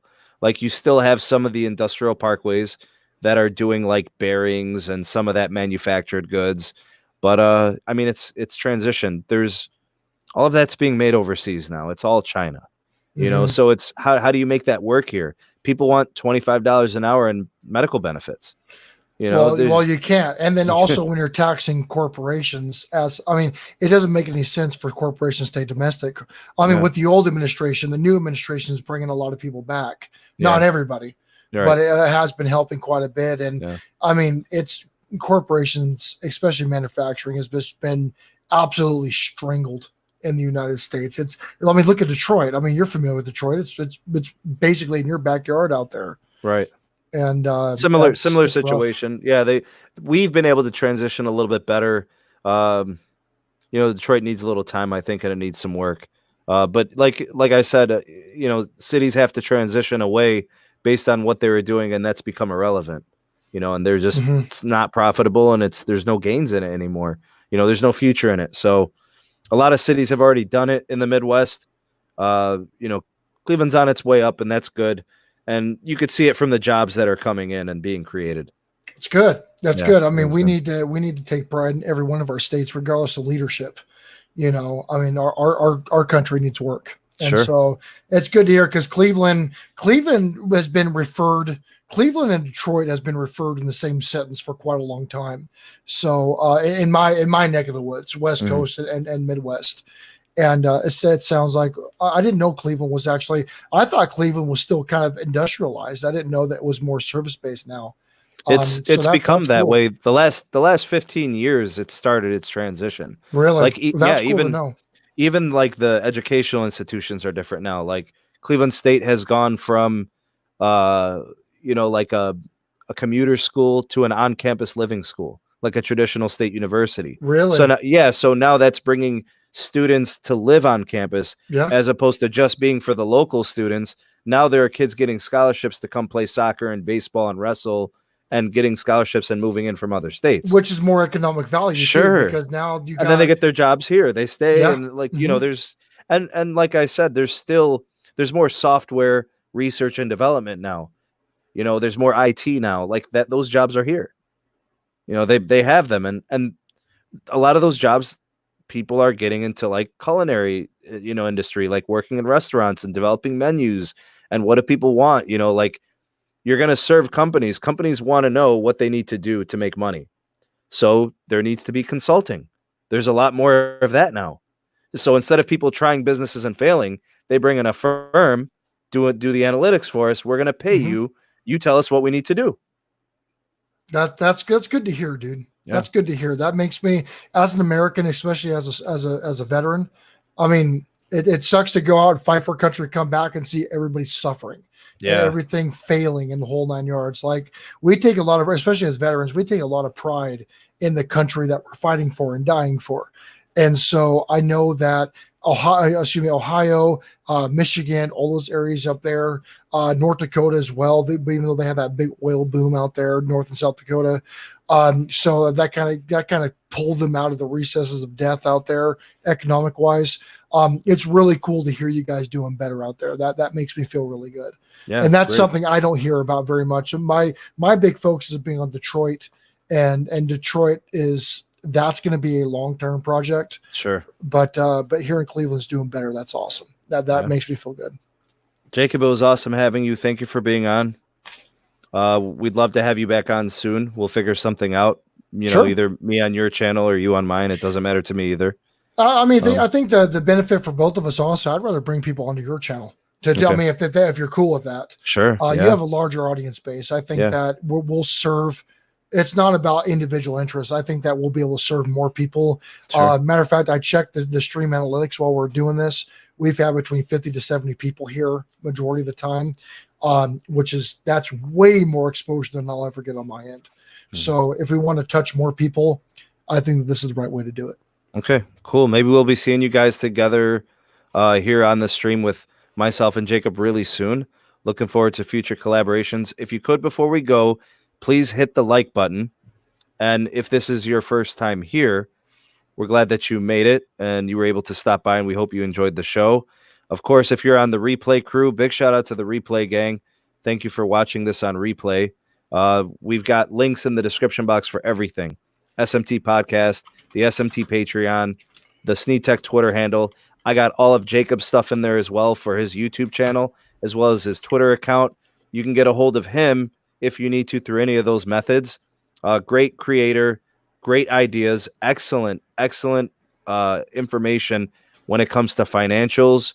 When looking at like business decisions and how you need to be marketing your channels and promotion, he's really good about that stuff. So check him out, and hopefully we'll be doing something pretty soon. So I don't know, anything else you want to close out with, Jacob? Nothing. I mean, the biggest thing is that making sure that there's no outstanding questions within the audience would be always my big thing. I want to make sure that there's full closure. But I think that we pretty much, pretty much hit everything. It's always also great to talk to you and get a face to the name. So I know that we've discussed and chatted through social media and my YouTube channel, but it's great to actually have this kind of communication. And so a lot of people don't realize the power in streaming, being able to actually talk to people and physically address people. Because again, even in YouTube streaming, a lot of creators do not address their chat. They don't. It's always about them. And they don't answer questions. They don't highlight people. You do all of that really, really well. Very cool. Zoom is asking, how'd you get so sexy? Really, really easy is that you end up marrying a model, and that model cuts your hair and grooms you and keeps you to a standard so you stay sexy and you can at least be at their level.